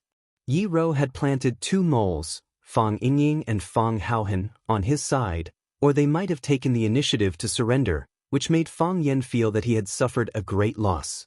He had also tried his best to persuade Fang Yingying and Fang Haohan to be his double spies, which meant that they seemed to be helping Yi Ro, but in fact, they were helping him. They nodded without blinking an eye. Fang Yan had completely given up on these 2 guys who betrayed him. Originally, Fang Yan couldn't bribe Yezi. Yezi was Yi Ro's hardcore fan, so it was impossible for her to betray Yi Ro and sell any information about her. Moreover, she and Fang Yan had always disliked each other. She thought Fang Yan had no backbone and integrity, while Fang Yan thought she talked too much nonsense by acting coquettishly and cute. They often quarreled when they met, and even recently, they often made sarcastic and vicious attacks on each other. However, the arrival of Qin Etienne solved this problem for Fang Yan. When Qin Etienne came to Swallow Dock to pay a New Year's visit, he brought a lot of valuable and rare gifts. One of them was Xiangui ointment, which was hard to find in the human world. The so-called Xiangui was also called the fire turtle. Its whole body was red, and it was mostly born in the sea or valley of volcanic eruptions. It was said that this kind of turtle was very spiritual. It could predict the volcanic eruption months in advance and then migrate in groups. It lived in volcanic rocks for a long time, and volcanic rocks had excellent skin care and beauty effects. Therefore, the turtle shell on its body was a pure natural beauty product. When Fang Yen chatted with Yi Fengxing, he deliberately explained the effects of Xiangui ointment in detail, and Yi Fengxing naturally conveyed this to Yezi. Yezi's mother's birthday was coming, and as a daughter, she was worried about what special gift to give her mother. How could she remain rational when she heard that there was such a thing? She begged Yi Fengxing to ask Fang Yen for Xiangui ointment, even if it was something in exchange. Yi Fengxing brought her to Fang Yen and asked her to personally discuss the deal with Fang Yen. After some intense and friendly communication, Yezi agreed to Fang Yan's small condition. Of course, Fang Yen also promised to give Yezi a black turtle ointment as a thank you gift. But he didn't expect that Yi Ro would still see through his covert cooperation. Fang Yen had some confidence in his acting skills. Yi Ro's eyes widened and her mouth opened wide like a little goldfish spitting bubbles. Her incredulous expression was at the level of a movie queen. How did Yi Ro find out? Yi Ro violently beat up Fang Yen. She stepped on Fang Yan's chest and shouted, "Tell me, do you like me?" "I like it," Fang Yen replied embarrassedly. He felt that he must have blushed because he was too embarrassed to look into Yi Ro's eyes. However, he also wanted to look into Yi Ro's eyes. He wanted to see the look on her face when she heard the answer, to see her cute expression when she was shy. How could he like Yi Ro? How could he not like Yi Ro? When you understand the truth of the matter, when you know more about this woman, when you knew that she disobeyed the arrangements of her family and accepted the duel request from the Fang family year after year, when you were in danger, she was the first to rush to the city thousands of miles away to rescue you, when you were in danger, when you saw her face filled with sorrow as she watched the tragic scene when she broke free from the net, and when those birds flew away, her expression of joy and relief, the conflicts when you were young became beautiful marks in your memory. The fights and quarrels and being beaten became the flowers blooming on both sides of your life. Every interaction was lovely, and every contact was worth remembering. When you realize that even being bullied by her became a kind of sweetness, is this the legendary arrival of love? Yi Ro blushed slightly. Then she withdrew her foot with satisfaction and said, "I also want a black turtle ointment." Then she turned around and walked towards the village. She walked gracefully and briskly. Fang Yen was lying in the rape field with a happy and sweet smile on his face. All of a sudden, he felt that he had become a Superman and that he had the whole world. "Yi Ro!" Fang Yen shouted at Yi Ro's back. Yi Ro's body slightly paused, but she didn't look back. "Yi Ro!" Fang Yen shouted at the vast sky. The clouds in the sky dispersed, and no clouds stopped for him. When you like someone, you want to let the whole world know. Yi looked at Fang Yen strangely and said, "Why does my sister like you?" Fang Yen smiled with his eyes narrowed into slits and said, "Why can't she like me? She and I are childhood sweethearts.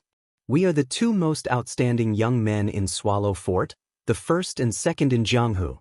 Yi sneered and interrupted Fang Yan's self-praise. She said disdainfully, "What kind of childhood sweethearts are you? When did you pick green plums with my sister?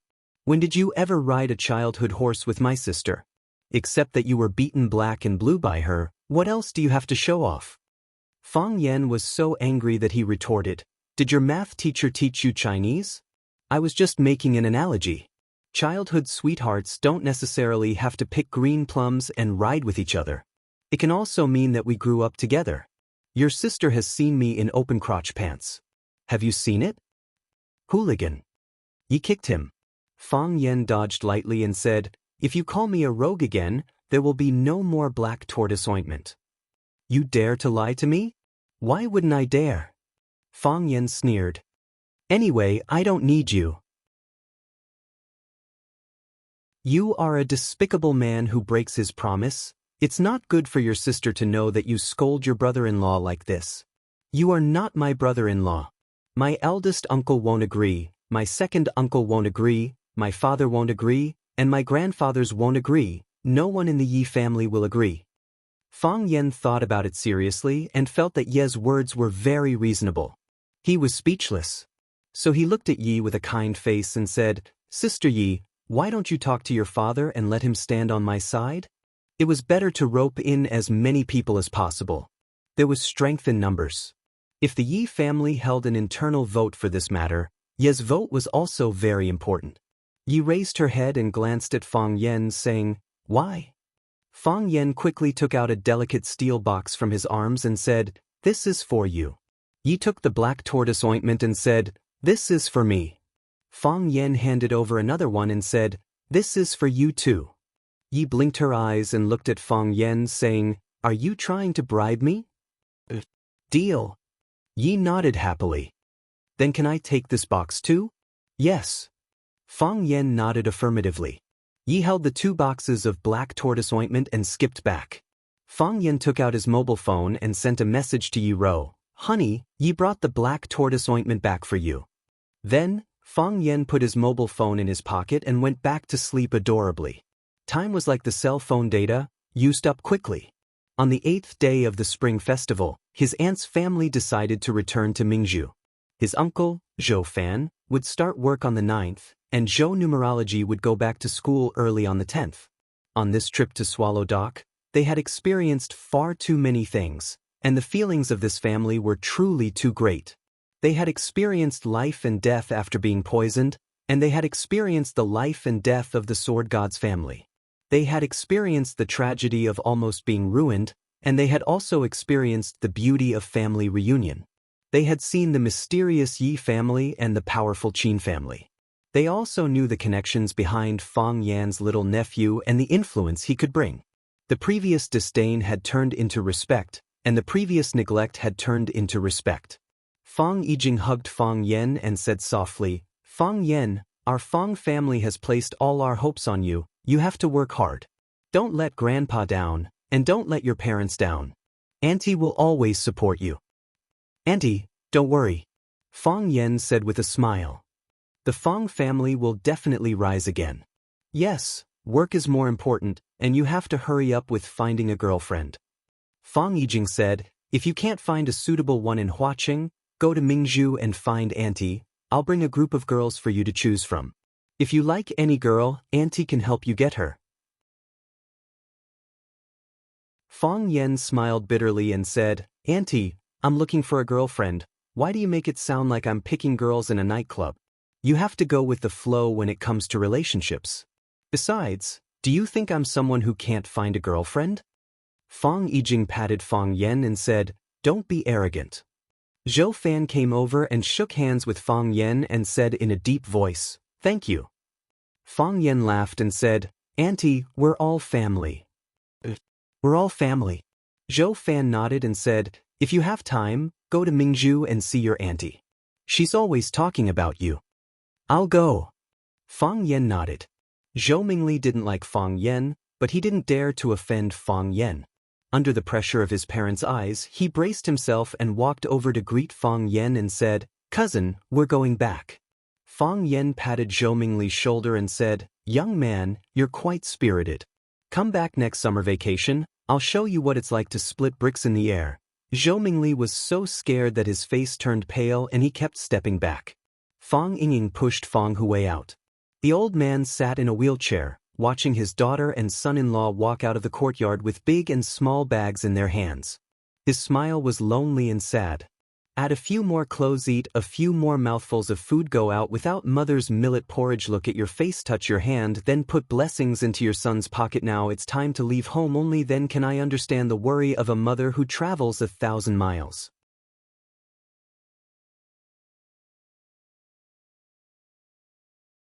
Chapter 427. On the 6th day of the new year, the core members of Swallow Fort's Handsome Men team gathered together again. They hunted 2 rabbits and a few pheasants in the back of the mountain. Zhu Ziden was lucky enough to catch a vegetable snake, and brought a few kilograms of dried mushrooms and vegetables from home to stew them in a big pot. A modified version of the dragon and phoenix fight was made. The broth in the pot was bubbling, and the fragrance made everyone swallow their saliva. Swallow Fort didn't have to worry about food and water, and they were fed well during the new year. But for some reason, no matter how good the food at home was, it couldn't compare to a big pot outside. Home flowers didn't have the fragrance of wild flowers, and fat meat couldn't compare to wild vegetable soup. Ruan Qian stood by the stove, adding oil and salt, stirring the pot from time to time with a large wooden spoon to prevent the meat from getting wet. Li Xiaotian, Zhu Ziden, and Qin Yanqing and Wang Kaixian, who had just returned home for the new year, were lying on the hay bed drinking wine, occasionally looking into the distance.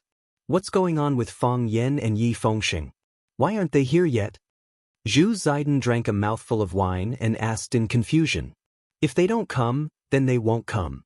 We'll finish the meat and drink the wine. If we're late, they'll have to wash the bowls. Ruan Qian smiled. Ruan Qian's words make sense. Come, brothers, let's eat, let's finish the soup.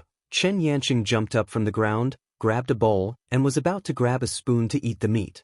Ruan Qian grabbed the spoon and didn't let go, saying, Wait, wait, the meat is still raw. Yi Fengxing is here, Zhu Ziden shouted. The chubby Yi Fengxing ran over, panting. He bowed repeatedly and apologized, saying, Brothers, I'm late. I accept my punishment. I'll drink 2 more bowls later. Zhu Ziden laughed and scolded, Brothers, did you hear that? Yi Fengxing is late, and he wants to drink more? Do you agree? Disagree. Everyone shouted in unison. Wang Kaixian threw the wine to Yi Fengxing and asked, Where's Fang Yan? Didn't you two come together? Yi Fengxing gulped down a mouthful of liquor and panted heavily. He didn't come with me. When I went to his house to look for him, his mother said that he went out early in the morning. You went out early in the morning? Where did he go? Everyone looked at each other. No one knew where Fang Yan was. All right, you don't have to worry about him. Yi Fengxing waved his hand and said, That kid is as sly as a fox. Even if we all die, he will still be alive and kicking, happily hugging a beauty and drinking wine. You're the one who hung up. How can you say such inauspicious things during the new year? That's right, no ivory comes out of a dog's mouth. Yi Fengxing's words caused everyone to explode, and Zhu Ziden even kicked his butt. If you took the initiative to get hit and scolded by others, then you are a brother. Those who took the initiative to beat and scold you were your enemies. He's coming, he's coming. Wang Kaixian pointed in the direction of Shihizi and shouted. Everyone looked over, and then everyone's expression became sluggish. It was as if they had seen a white rabbit and a big bad wolf holding hands. It was a funny and strange scene. This can't be real, right? Zhu Ziden asked with her mouth wide open. Our eyes must be playing tricks on us, Ruan Qian said. The fat on Yi Fengxing's face trembled, and he cursed fiercely, This bastard. Fang Yan walked over holding Yi Ro's hand and said with a smile, Sorry we're late. Everyone's gaze was fixed on Fang Yan and Yi Ro's tightly held hands. Zhu Ziden gritted her teeth and looked at Fang Yan, saying, You're not going to tell us that this is real, are you? Oh, I forgot to introduce, Fang Yan said with a smile. She's Yi Ro. Everyone's gaze toward Fang Yan became murderous. Who didn't know that she was Yi Ro?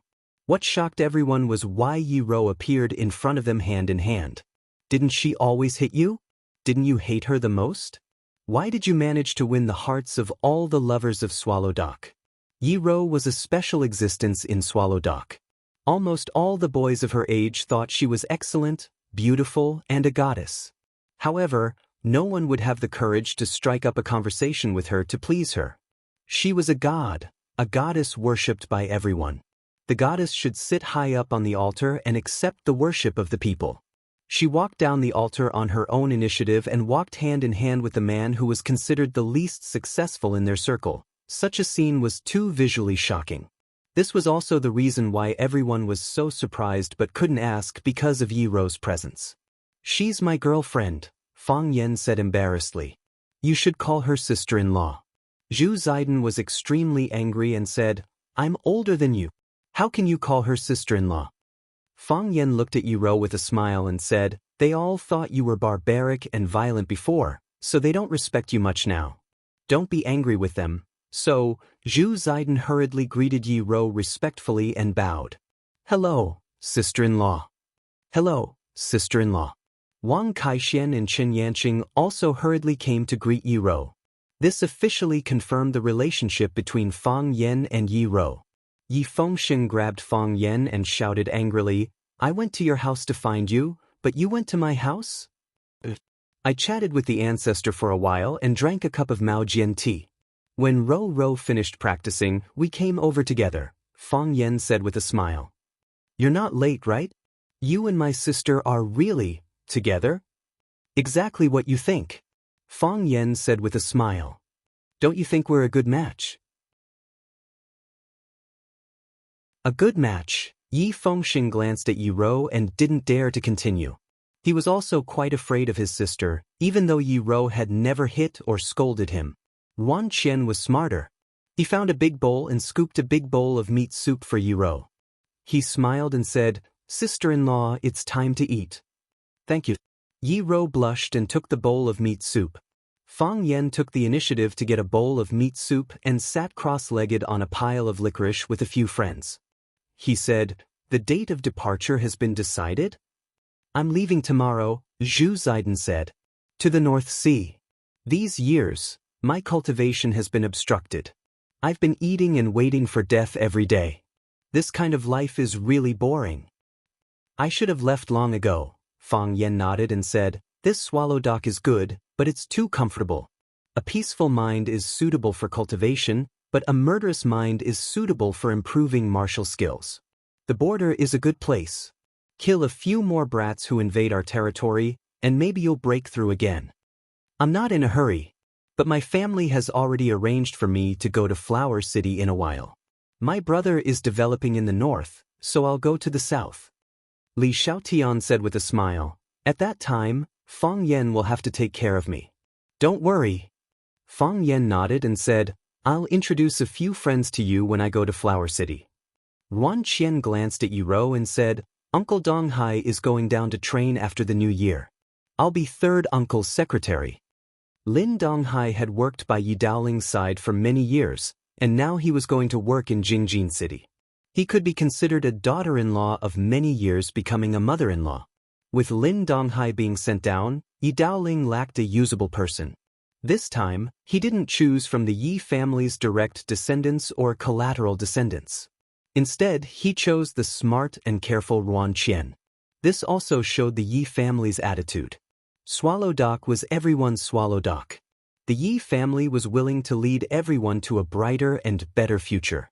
Through the last incident, the Yi family was finally willing to stand up and be the leader of Swallow Dock. Everyone praised Ruan Qian, telling him to perform well and strive to become a capable person like Uncle Donghai in the future. Ruan Qian smiled shyly and said, "The person third uncle values the most is Fang Yan. If Fang Yan is willing, then I won't have a chance." "You can't say that." Fang Yan encouraged Ruan Qian. "Last time I talked with third uncle. He has a very clear understanding of your abilities. He chose you as his secretary after careful consideration. Otherwise, why didn't he use Yi Fengxing? Why didn't he use Zhu Ziden or Li Xiaotian? I will work hard," Ruan Qian said with a firm gaze. Chen Yanqing was going to take a temporary position in a city or county after the new year to prepare for future promotions. Wang Kaixin was going to study at a military academy. In the future, he was going to walk the military path like his father.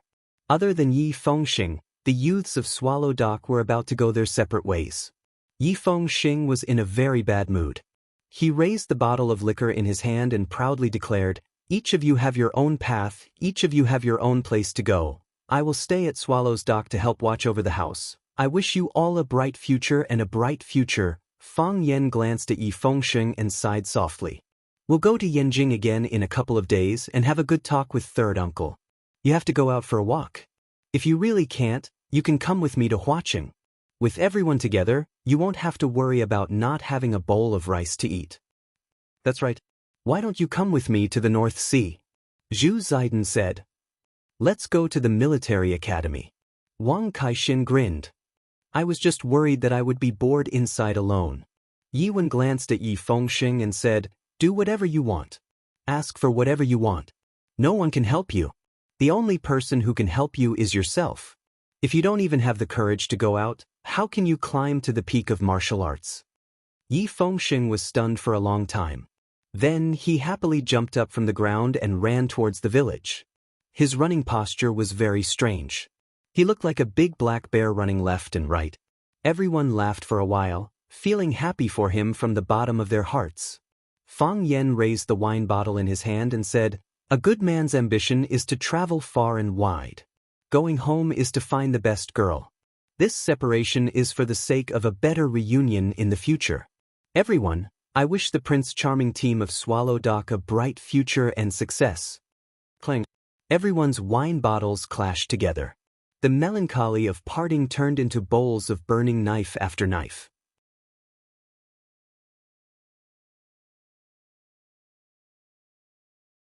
Chapter 428. A few days after the new year, the snow on the road had mostly melted. However, an even bigger snowstorm had covered the road, covering the wheat sprouts and leaves that had just emerged from the snow. The elders of Swallow Dock shouted that the snow was a sign of a bountiful year, and that there would definitely be a good harvest this year. No matter what status they had in the outside world, they were simple and pure farmers in Swallow Dock. Kacha-kacha. The car rolled over the hard, frozen ground. Every time the tires rolled, the sound of ice and snow being crushed could be heard.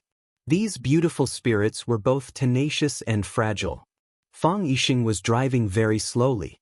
The black Buick sedan was like a giant tortoise slowly climbing on the surface of the snow. Fang Yixing had been very busy these past few days. His art exhibition was going to be held at the glittering Jewel Hall. After Fang Yixing had given up on martial arts, he had focused all his attention on writing poetry and painting. As a result, he had always been ridiculed by the people of Swallow Dock.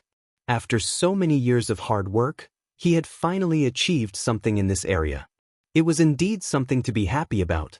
If I can't become a brilliant martial artist, then I'll become a brilliant painter. Fang Yixing had a kind smile on his face. That way, I won't be embarrassed by that kid, right? You don't know, but when our old man talks about that kid, he's so excited that he can't help but sing. It's us brothers who have disappointed Master too much. That's why he has placed more of his hopes on Fang Yen. When the art exhibition is held, I'll invite sister-in-law and Fang Yen over to take a look. Wang Dong said with a smile. They'll definitely be proud of you when they see your work. Wang Dong was Fang Hui's disciple and also Fang Yixing's junior brother.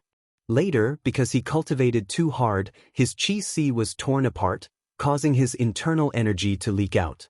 Fortunately, he was discovered in time by Mo Qingdi, who used the great art dispersal technique to disperse the violent energy in his body through his acupuncture points and countless hairs. This saved his life. However, from then on, Wang Dong was cut off from the path of martial arts and could no longer gather internal energy. If he used too much energy, his whole body would ache. Wang Dong remained in the Fang family and became a member of the Fang family. He helped the Fang family manage some of the family's businesses.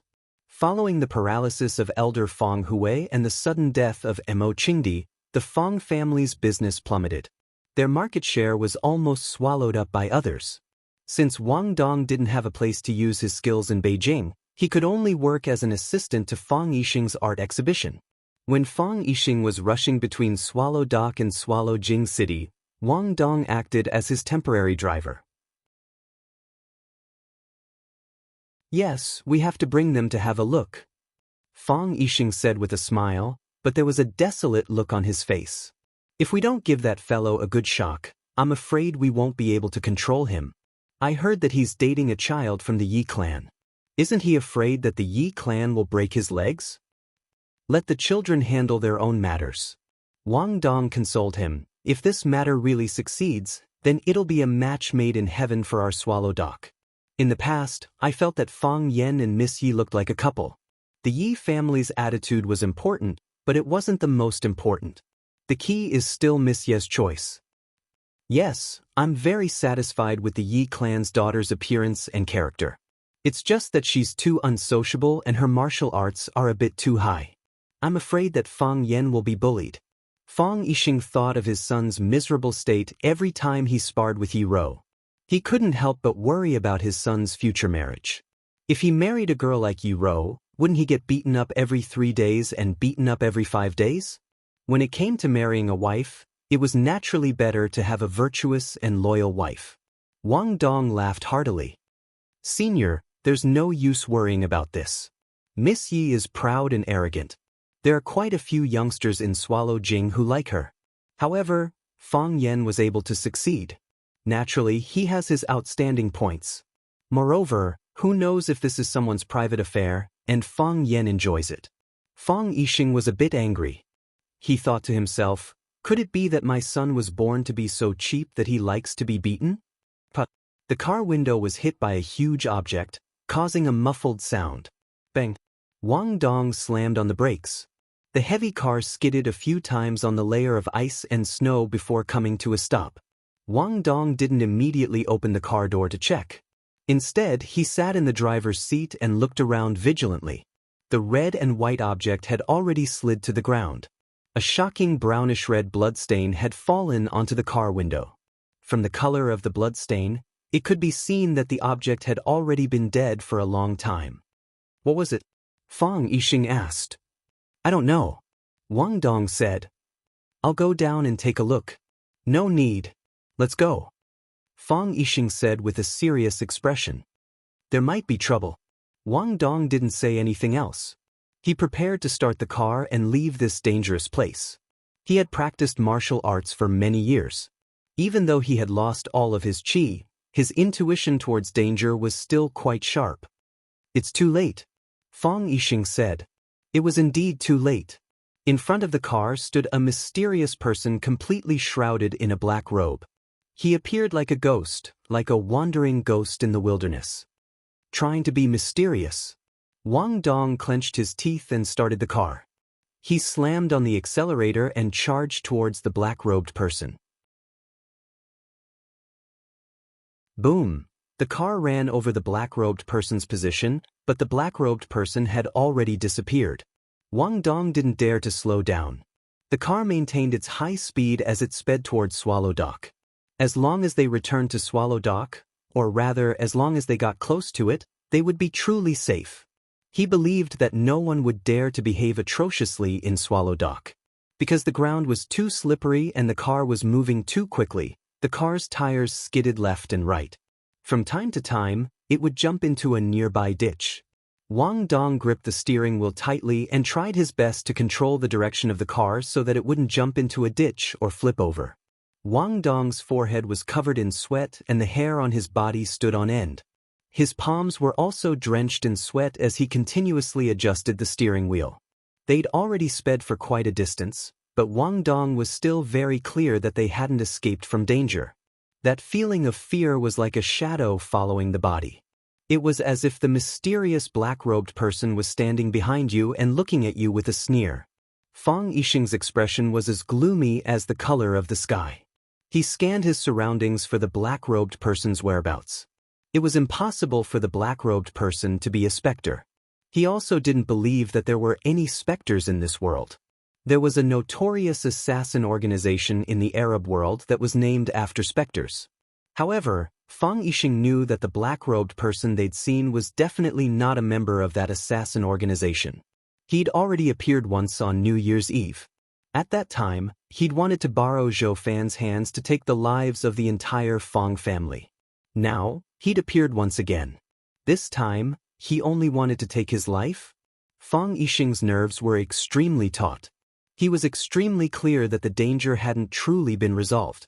He'd seen a lot of things in Swallow Dock, so he didn't think that he'd be able to leave the black-robed person behind just by sitting in the car. This was because there were many people in Swallow Dock who could truly start their cars faster than a car.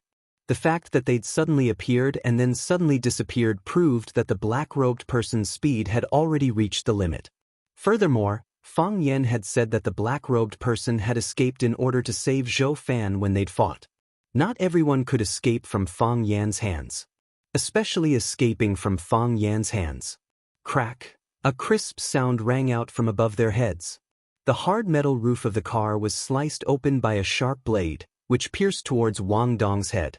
Wang Dong's body leaned forward, avoiding the most dangerous position, which was his head. Jump out of the car! Wang Dong shouted loudly. The black-robed person was on the roof of the car, above their heads. As long as he wanted to, he could stab them 180 times at any time. With such a small space to move around and dodge, every stab could cause them fatal damage. He shouted loudly for Fang Yixing to jump out of the car first. After Fang Yixing jumped out of the car, he'd drive the black-robed person towards the deep ditch on the side of the road. Perhaps that way, he'd be able to buy his senior brother a minute to escape. Even 30 seconds was fine. Bang! Fang Yixing didn't hesitate. He pushed open the car door and jumped out. His body rolled on the snowy ground, then he crawled up and threw himself in the direction of the car. He didn't run away. He wouldn't abandon his brother and escape by himself. Moreover, he was extremely clear that even if he wanted to escape, his chances of success were extremely low. If he stood together with his brother and gathered all of his weak strength together, then perhaps he'd be able to struggle for a chance at survival. When Wang Dong heard the sound of a car door opening behind him, he forcefully turned the steering wheel and drove the black-robed person towards the deep ditch on the side of the road. "Don't you like to hitch a ride?" He wanted to bring the black-robed person into the ditch. Crack! Another blade pierced through the roof of the car. This time, it was still aimed at the top of Wang Dong's head. Wang Dong's body leaned towards the back seat, but because he was too slow, the blade sliced off the tip of his nose. Fresh blood violently gushed out, quickly dyeing his mouth and clothes red. His mouth was filled with large mouthfuls of blood. Even if he coughed, he'd spit out blood. He firmly stepped on the accelerator. Even if he died, he'd drag the black-robed person down.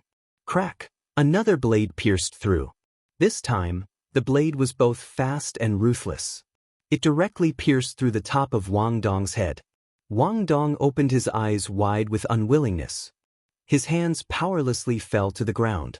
The forcefully twisted steering wheel quickly returned to its original position, emitting a whining sound.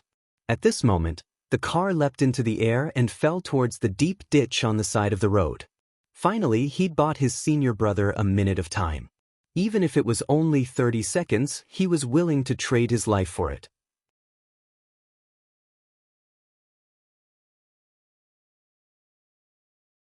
Chapter 429. The people of Swallow Dock believed that a teacher for a day was a father for life. Since Wang Dong was Fang Hui's disciple, Fang Hui was his father. Wang Dong and Fang Yixing weren't just fellow apprentices, they were blood brothers. It wasn't about whose life was more precious, nor was it about who was more qualified to live. Wang Dong had his own family, wife, and child. In the eyes of his wife and child, his life was even more precious than Fang Yixing's. His life was more important than anything else. Wang Dong was willing to fight for a minute or even 30 seconds for his senior brother. He valued friendship over life and death. This was Wang Dong's way of repaying his debt of gratitude. It was rough and deep. The black Buick flew through the air for a short period of time. Because there was a knife stuck in its head, and the handle of the knife was still clamped onto the metal roof of the car, Wang Dong's body wasn't thrown into the air. Clang! Both the man and the car fell into a deep ditch. The ditch was deep and narrow, making it hard for the car to get out of it. The black-robed man tapped the roof of the car with his toes, and his body jumped high into the air. His black robe fluttered in the wind, making him look like a flying bat. He really did look like a black animal, and his ability to stay in the air was astonishing. The black robe flew through the air for a long distance before gently landing on the ground. The mud didn't splash, the snow didn't rise, and the snow didn't leave a trace. Fang Yixing jumped very quickly, but he still couldn't catch up to the speed of the tragedy. When he jumped into the ditch, he pulled out the knife from the roof of the car and dragged Wang Dong's body out. Wang Dong's head and body were already dyed red by his own blood. His eyes were wide open, and blood flowed into his eye sockets. The whites of his eyes had also turned blood red. He was extremely unwilling to accept this. Wang Dong. Fang Yixing hugged Wang Dong tightly, helping him warm up his body that was gradually turning cold. When a person died, the heat would dissipate. Fang Yixing didn't grieve for too long, because he had more important things to do. He took out a handkerchief from his pocket and wiped Wang Dong's eyes, wiping the blood from his eyes. However, there was a large hole in his head, and it was still bleeding nonstop. Just as he wiped it clean, the blood gushed in again, dyeing his eyes red.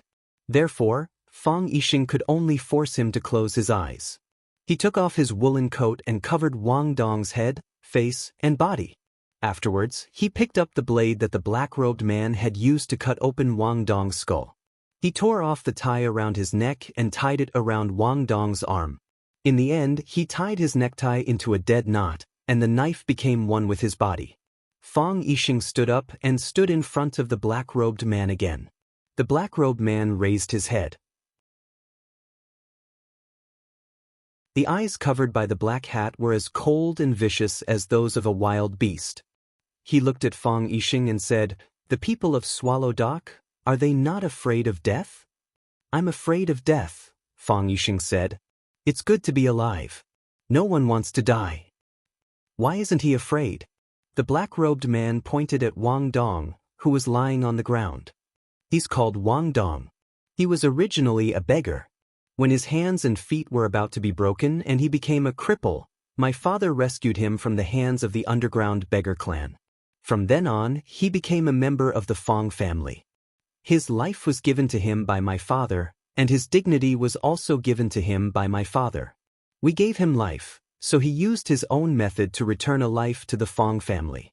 We gave him dignity to live, so he chose to die with dignity." Fang Yixing looked at Wang Dong and said softly, "He's a hero." After he died, his corpse was buried in the Fang family's ancestral cave, and his spirit tablet was enshrined in the Fang family's ancestral shrine. As long as the Fang family continues to plant terminated meridians, his incense will never be extinguished. He was explaining to the black-robed man, but it was more like he was giving Wang Dong a guarantee. A hero cherished a hero. In order to save him, Wang Dong gave up his life, so he wasn't stingy in giving him the most important thing that Wang Dong cared about the most. The black-robed man muttered to himself for a long time, then said in a hoarse voice, "The dignity of living, the freedom of life, the ancestral cave, and the ancestral shrine. It's truly enviable. I don't have any of these things. A lonely ghost like me will be thrown into the wilderness or a mass grave after I die. My corpse will be torn apart and eaten by vultures or wild dogs. There's no ancestral cave to bury me in, but there's still incense to burn. No wonder he was willing to die to save you." After pausing for a moment, the black-robed man asked again, "Then, what about Zhou Fan? He's a greedy, cowardly, selfish, and cold-hearted person. The reason why I chose him was because I originally thought that he was the same type of person as me. Why did he also choose that method? He'd rather sacrifice himself than poison the soup? And why was he willing to die for you?" A proud and gentle smile appeared on Fang Yixing's face as he said in a loud voice, "Do you know what home is?" The black-robed man thought about it seriously. He really didn't know what home was. What exactly was home? Was it a house that could shelter you from the wind and rain? Was it a pile of luxurious, high-class furniture? Or was it to provide you with different women every day? Home is a family. Only when there are people can there be a home. When you get home from work, your wife will have already prepared dinner and boiled chicken soup. When you go out for business, your son will call you over and over again, asking why your father isn't back yet. The two of you will sit at the same table and eat. You will scold your son for his naughty behavior, and you will teach your daughter to study hard. Even when other children's parents come looking for you, as a father, you will stand up and apologize to them or argue with them. Fang Yixing's smile was very gentle, but his eyes began to tear up. The wife he mentioned was his wife, and the son he mentioned was his son. The family he mentioned was his family. He probably wouldn't have the chance to enjoy this kind of happiness ever again, right? You're right, Zhou Fan is indeed the type of person you described. In terms of personality, he is the same type of person as you, but he can't betray his wife and child, and he can't abandon his family and happiness. He has experienced it, and he has enjoyed it. Those who have experienced it and enjoyed it will never be like you, like an animal's way of thinking and acting. He fearlessly told the truth and saved the Fang family. The Fang family also gave him tolerance and understanding, and gave him a complete family. The black-cloaked man nodded and said, "You have taught me a lesson. What you said is something I have never experienced or enjoyed, but it is very comfortable to listen to. I don't want to give up my life, I want to try my best to live." That's why I live my life for others, to kill people. The black-cloaked man looked at Fang Yixing and said, I respect you, I gave you a chance. Unfortunately, until now, no one has come to save you, then I'm sorry. No need to apologize, Fang Yixing shook his head. I don't accept your apology. You don't need to give me a chance, I don't need any chance from you. I know you came for my son, but this is even more worrying than coming for me. As a father, I don't have much ability, and when my son is in danger, I can't do much. But I have learned some martial arts before. I can't help him much, but I'll help him exhaust some of your strength. The hatred in the black-cloaked man's eyes disappeared, but his voice was still hoarse and unpleasant to hear, but he said with an extremely serious tone, I like to torture people, but I won't torture you. You will die a quick death. Fang Yixing didn't say thank you. He wouldn't say thank you to such a person. He tightened his grip on the long saber, lowered his body, and took the initiative to charge at the black-cloaked man. Crack, crack, crack. The leather shoes on his feet stepped on the hard layer of snow, causing the accumulated snow to make crunching noises. He rushed in front of the black-cloaked man, and then slashed at his head. Mountain-splitting saber. This was the simplest and most vicious move among saber techniques. It was the saber technique of the Zhao family of Swallow Dock. After that incident, he had tried countless times, and this was only one of his countless failures. The Fang family was good at Tai Chi, and the Tai family of Tai Chi had an extremely high status in the Jianghu. But Tai Chi needed strength. Tai Chi without the support of strength was just fancy Tai Chi. Some Tai Chi experts didn't even need strength, and only needed technique to bring someone down. But Fang Yixing knew very well that with his Tai Chi cultivation without strength, facing an opponent like the black-cloaked man, the only road left for him was death. He didn't want to win, and only wanted to fight to the death. The saber's energy was sharp, fierce, and decisive.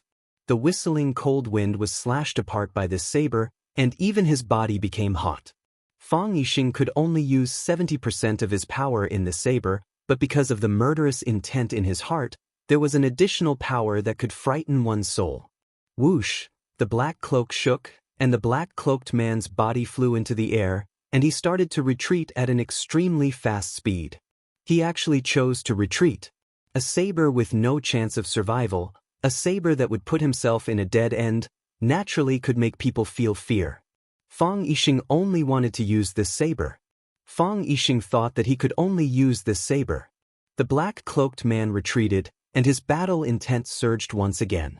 The long saber that was tied to his palm and arm let out a sharp sound, waiting for the moment to drink blood and seal the throat to arrive. Fang Yixing's body rushed forward, and he chased after the black-cloaked man. One retreated and the other attacked. Fang Yixing ran faster and faster, and in the end, his feet didn't even touch the ground, and his body jumped high in the air. Another saber slashed over. It was still a machete with no defense, a machete with no return. But the black-cloaked man swung his long sleeves, and a long black cloth covered Fang Yixing. Fang Yixing didn't dodge, and his saber slashed towards the black cloth. Rip! Fang Yixing's saber slashed a huge hole in the black cloth, but Fang Yixing's body was kicked away by the black-cloaked man's leg that came out from below. Thump! Fang Yixing's abdomen was hit, and his body fell onto the snowy ground, sliding backward. He slid for a very, very long time, until the inertia disappeared, and his body finally stopped. He felt a sweetness in his throat, and a large amount of blood came out. I'm not dead, and I didn't lose my saber. Fang Yixing wiped the blood from the corner of his mouth, and the saber was still tied to his arm, and he thought, I can still slash again.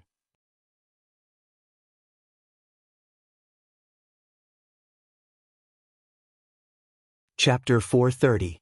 Cough. It trained the muscles, bones, and skin on the outside, and the breath on the inside. If there was no breath in the body, no matter how hard one trained, it would be hard to achieve the invincible body of Vajra. Fang Yixing was in such a situation. He lacked energy in his body, so he could only rely on his skin to block external injuries. Skin and flesh like tree bark, skin and flesh like steel, skin and flesh like gods. To Fang Yixing, he was only at the stage where his skin was like tree bark. If the black-robed man's kick landed on Fang Yan's body, it would only hurt a little. There wouldn't be any internal injuries. But if this kick landed on Fang Yixing, it would be enough to hurt his muscles and bones. He spat out mouthfuls of blood. One of his arms was tied with a long knife, so he could only rely on his other arm to support himself as he struggled to get up. Because he was injured and spat out blood, the heat in his body was quickly draining. His body felt cold, as if he was standing in a snowstorm wearing only a single layer of clothing. Fang Yixing tightened his grip on the long knife in his hand. He bent his body and charged towards the black-robed man again. Machete.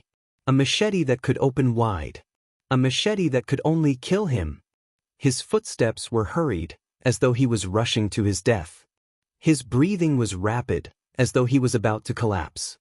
He raised his right hand high, and the cold and sharp blade slashed towards the black-robed man again. The knife just now tore through his clothes. It would be best if this knife could slice off a piece of his flesh and remove one of his arms. This was a battle of unequal strength, so Fang Yixing only wanted to injure his opponent and never thought of winning. Of course, the price he had to pay was death. This was also why he was so reluctant. Unfortunately, reality was crueler than he had imagined. He couldn't even hurt his opponent. He couldn't even touch his body.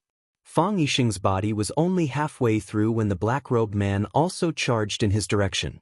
Before their bodies could come into contact, before Fang Yixing's saber could strike down, his body was once again sent flying by the black-robed man's black robe. Whoosh! Fang Yixing's body staggered backwards, but he didn't fall to the ground again. The black-robed man continued to charge towards Fang Yixing. As he caught up to Fang Yixing, he sent him flying once again. Then he chased after Fang Yixing again and sent him flying with another kick.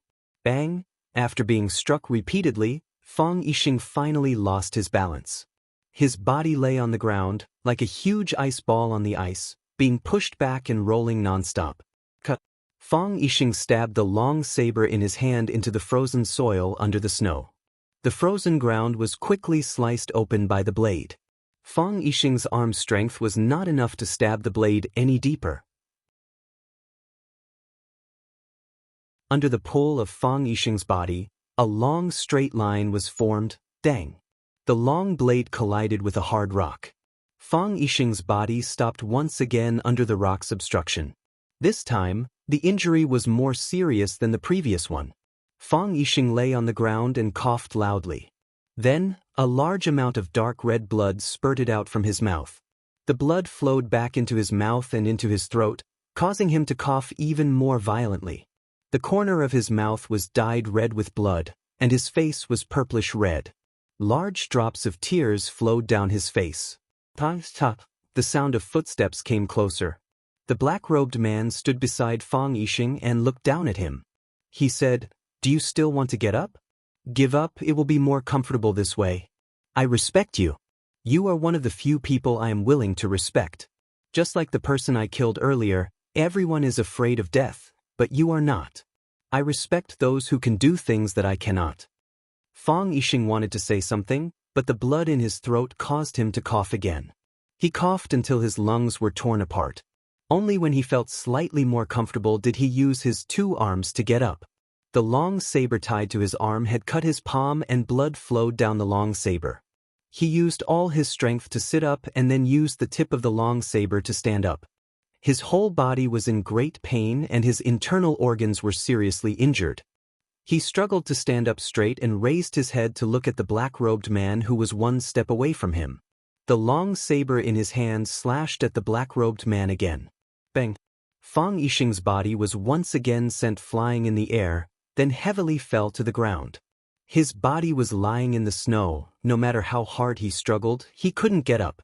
Blood was still bubbling up from the corner of his mouth as he stared at the sky, unwilling to give up.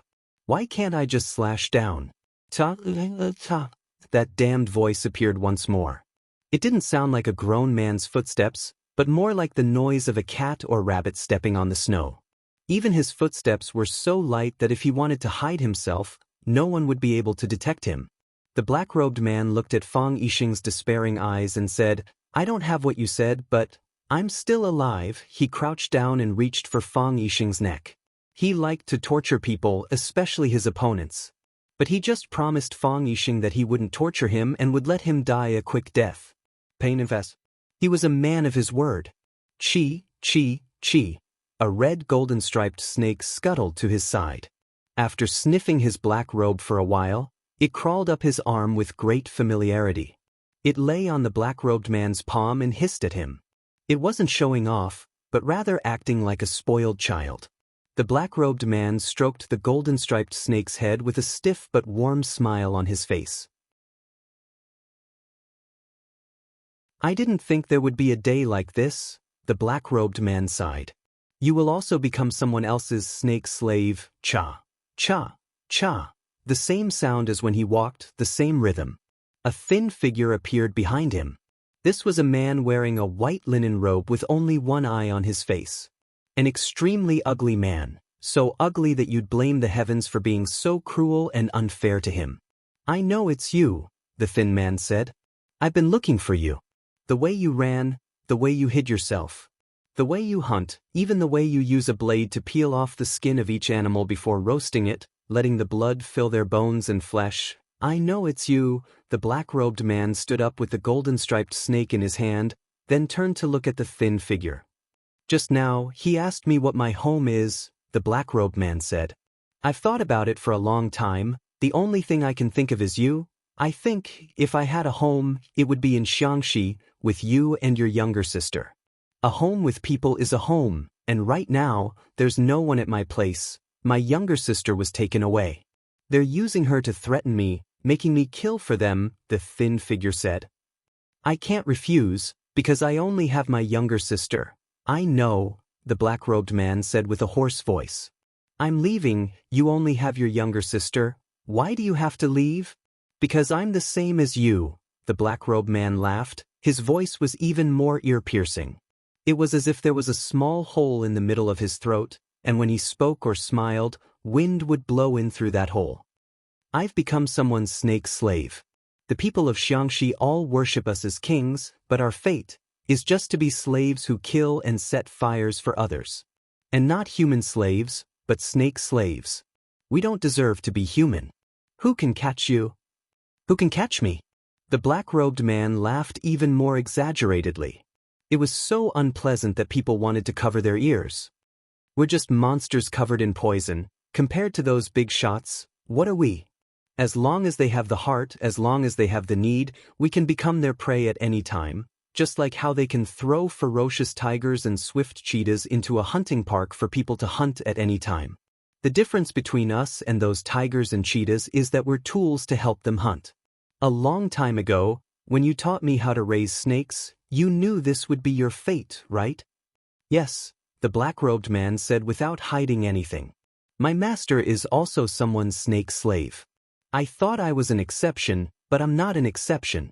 I hope that you could be an exception, but you're not an exception. Perhaps there will never be an exception. The skinny man pointed at his empty eye socket and said, I gave my snake eye to him, so you have to work for him. The black-robed man nodded in understanding. If you don't work for him, he'll crush your snake eye and make you bleed to death. If that happens, you won't be able to save your sister? Yes, the skinny man said. My mission is to protect him from harm. So I can't let you kill him. If he dies, I'll die too. My sister will die too. I've searched for you for so long, I've chased you for so long, lost you countless times, and then tried my best to find you again, because I'm worried that you'll kill someone. I'm worried that you'll kill the person I want to protect. The black-robed man pondered for a bit, then took off the black robe on his head. His hair was as messy as a pheasant's nest. Some were sticking close like cow's hair, some were sticking up like weeds. The left side of his face was slashed with countless cuts that crisscrossed each other in a disorderly manner, like a spider web that caused one's heart to palpitate. There was a sarcoma on the right side of his face, a brownish-red colored sarcoma. There were also countless tiny holes on his face, as if a terrifying monster was living in each of them. Similar to the skinny man, he also had a single eye. He didn't have a name, but those who knew him called him the Snake Lord. He was the previous Snake Lord, the current Snake Lord's master.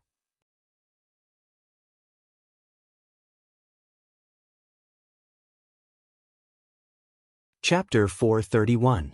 If the current snake monarch was ugly, then the previous snake monarch, the black-robed man, could only be described as disgusting. Some people would become infatuated just by looking at them, while others would vomit just by looking at them. Without a doubt, the black-robed man belonged to the latter. The brown sarcomas on his face and the countless deep holes made it impossible for anyone to look at his face for too long. That was the cruelest punishment for oneself.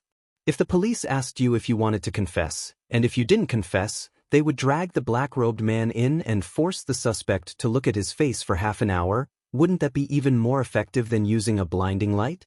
There was indeed a dark scar on his throat, but it was hidden by the shadow when he wore his hat, so it was hard to see. Perhaps this was the reason why he sounded like he was being torn apart when he spoke. The black-robed man looked at his disciple and smiled. "Look, I only have one eye, and I've also offered my snake eye. I'm a snake slave, so I have my own mission." The black-robed man pointed at Fang Yixing, who was lying motionless in the snow, and said, "My mission is to kill him, as well as a few others. There are others, that is my task." The skinny man's expression changed. "You're my Shifu, you saved me, you raised me, everything I have was given to me by you. I don't want to stand in front of you, I don't want to clash with you. But Shifu, you can't kill him. If you kill him, I'll have to die. If I die, my younger sister will also die. I can die, but my younger sister can't. So, in your heart, your younger sister is more important than Shifu?" The black-robed man asked softly, like a kind elder talking to his own child. He had never spoken to anyone with such a tone, except for his disciple standing in front of him. The skinny man seriously thought about it, then replied, "Yes, I originally thought that Shifu should be more important, but in my heart, my younger sister is more important." The black-robed man laughed. His laughter was as unpleasant as ever. "She is your younger sister, and also your only companion. You're in love. You don't know, do you?" The skinny man uttered these two unfamiliar words in bewilderment. He didn't know what kind of feeling it was. Or was it a state? There's a saying in ancient times that kings don't see kings. When the previous monarch died, the next monarch would be appointed to take over. Only when the previous snake monarch dies will the next snake monarch be born. The black-robed man looked at his skinny disciple, the only person he still cared about in this world, and said, "That's why I knew you were tracking me, and I didn't want to see you. I used all kinds of stratagems to lure you somewhere else, and let you walk into one trap after another. I didn't expect that you would still find your way here. This is something I don't want to see." The black-cloaked man said, "Since this matter has already been discovered, you and I have no other way out. Master, I beg you," the skinny man begged, "please take a step back. If we take a step back, no one will die." He didn't want to kill his master. How could he kill his own master? He ran away with his sister. They were like birds that were startled by the mere twang of a bowstring, trying to avoid any strangers. At that time, they felt that everyone in the world was bad. They ran to the lonely places, they ran to the dark forest. They were trapped in the poisonous swamp, unable to escape. They could only hold hands and silently wait for death. "Who are you people?" A voice suddenly rang out. They were terrified, looking around, but couldn't see anyone. They thought that it was a mountain ghost, because they had heard stories about mountain ghosts countless times in the orphanage. After the fat director beat them up, she would always shout with a high-pitched voice, "If you dare to say a single word, I'll throw you into the mountains to feed the mountain ghosts." She said, "Feed the mountain ghosts. So does that mean the mountain ghosts eat people?" "We're orphans," the younger sister shouted. After a while, a vine descended from the sky and pulled the two of them out of the swamp. "Come with me," the man in the gray robe said with his back to them. He felt that the man was very dangerous, but also very close and happy, because he was the only living person they saw in the forest. The only human who said, "Come with me," to two young orphans. Since when can a snake slave choose their own fate? The black-robed man gently consoled him. "Come, let me see how much you've improved over the years, let me see. Whether or not you're qualified to become the new ruler, Master, the skinny man called out sorrowfully. Father and son killing each other, master and disciple killing each other, this must be the cruelest thing in the world, right? They didn't care about feelings because they had never experienced them before. To them, a person with feelings was as important as their own life. Because that person might be the only one they had. The black-robed man let out a soft whistle. The golden snake that was lying on the back of his hand and acting cute suddenly became agitated. It opened its sharp teeth and leaped towards the skinny man. Snakebite? This snake was raised by the current snake monarch, so it should be under his control. But now, it was ordered by the black-robed man to attack the current snake monarch. To be bitten to death by a poisonous snake raised by oneself, would it not become a laughingstock in the snake world? The current snake monarch knew of his master's strength, so his expression was extremely serious. He immediately put 2 fingers to his mouth, and a more urgent, gurgling sound came out. The golden snake that was flying in the air landed awkwardly, then turned around and counterattacked the black-robed man. The black-robed man had a strange smile on his face, and his voice was slightly forceful. At the same time, he stretched out his hands from the black robe and waved them in the air, as if he wanted to chase away the golden snake that was rushing towards him. This was a medicinal fumigation. The black robe had 100 insect powder that poisonous snakes were afraid of. An adult cobra king, a crimson fire centipede, a 17-segmented rattlesnake, and nearly 100 other poisonous creatures were refined together and then mixed with a secret recipe. Finally, it became a powder that even a king of poison like the golden snake was afraid of. Using the sole control of the snake voice, supplemented by the 100 insect powder, the golden snake could only be used by the black-robed man. The effect of the black-robed man's stirring was very obvious. The golden snake that was crawling towards his feet was very afraid of him, so it turned around and fled into the distance. It was as if it had seen its natural enemy. The black-robed man waved his hand and stretched out 2 fingers, pointing in the direction where the current snake monarch was standing. The tone of the voice coming out of his mouth also changed.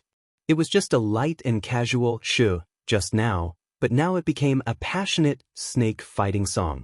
The golden snake that wanted to retreat from the battlefield had bloodshot eyes, and the golden lines on its back were even brighter and more dazzling.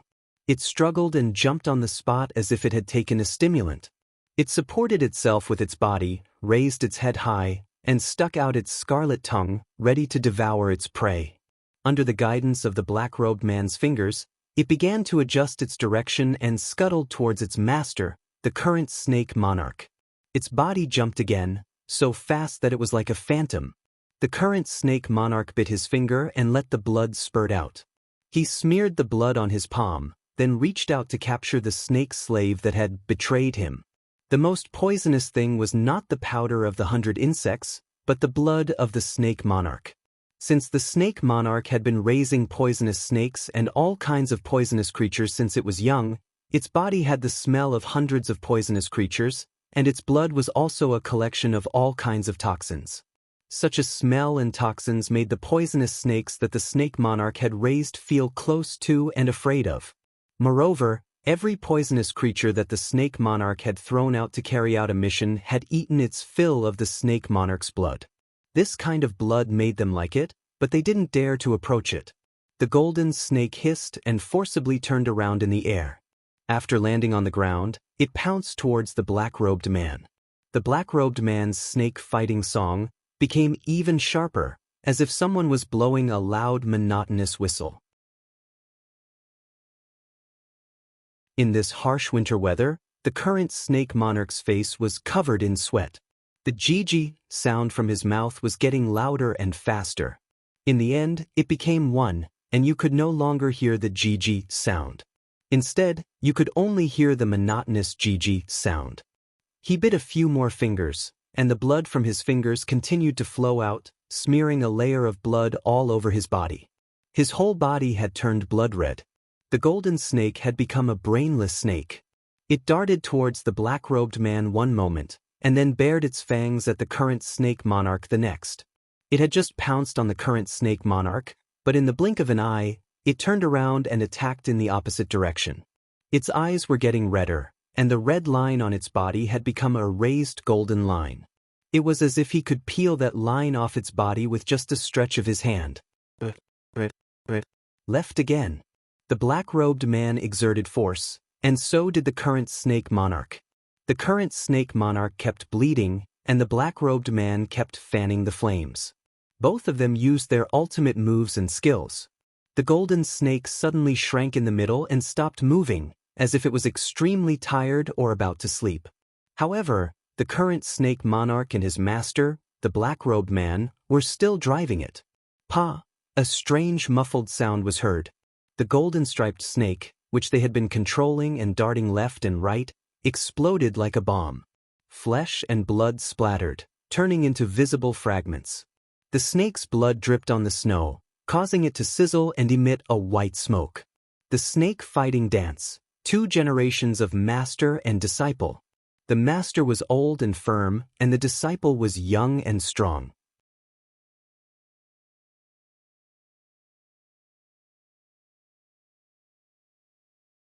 Chapter 432. Some people said that the more you read, the more confused you will be. Lu Wan obviously didn't belong to this category. She was born in a scholarly family. Her parents and even her maternal grandparents were all very famous scholars. Since she was a child, she had been with Tang, Song, Ci, Jing, and Shizi. She could be considered the type of person who was well-read and knowledgeable. She fell in love with the handsome and elegant Fang Yixing and married him. Then she lived a quiet life of studying and writing. The Fang family had gone through too many hardships in these years. As a woman, she had to stand up and help with the housework of the Fang family. She had to bear too much responsibility and was looked down upon. She looked gentle, but her heart was firm. She had never believed in ghosts and gods. But today she felt restless. She always felt that something important was leaving her, but she couldn't figure out what it was. "Have you seen Fang Yan?" Lu Wan asked. Her first reaction was to wonder if something had happened to Fang Yan. Because since he was a child, she had been worried about this precious son. She knew that her son did very well in Huaqing, but she also knew that her son seemed to have provoked some big shots. Fang Yixin, the eldest aunt, put down the cloth sole that she was making and said, "I just saw him go to the backyard. He was either chatting with his enemies or playing chess with the old man. This child has really grown up. He looks calm and reliable. He doesn't go out to play after the New Year. Now he is in love with the girl from the Yi family. Will the wedding be held next year?" Lu Wan was a little relieved.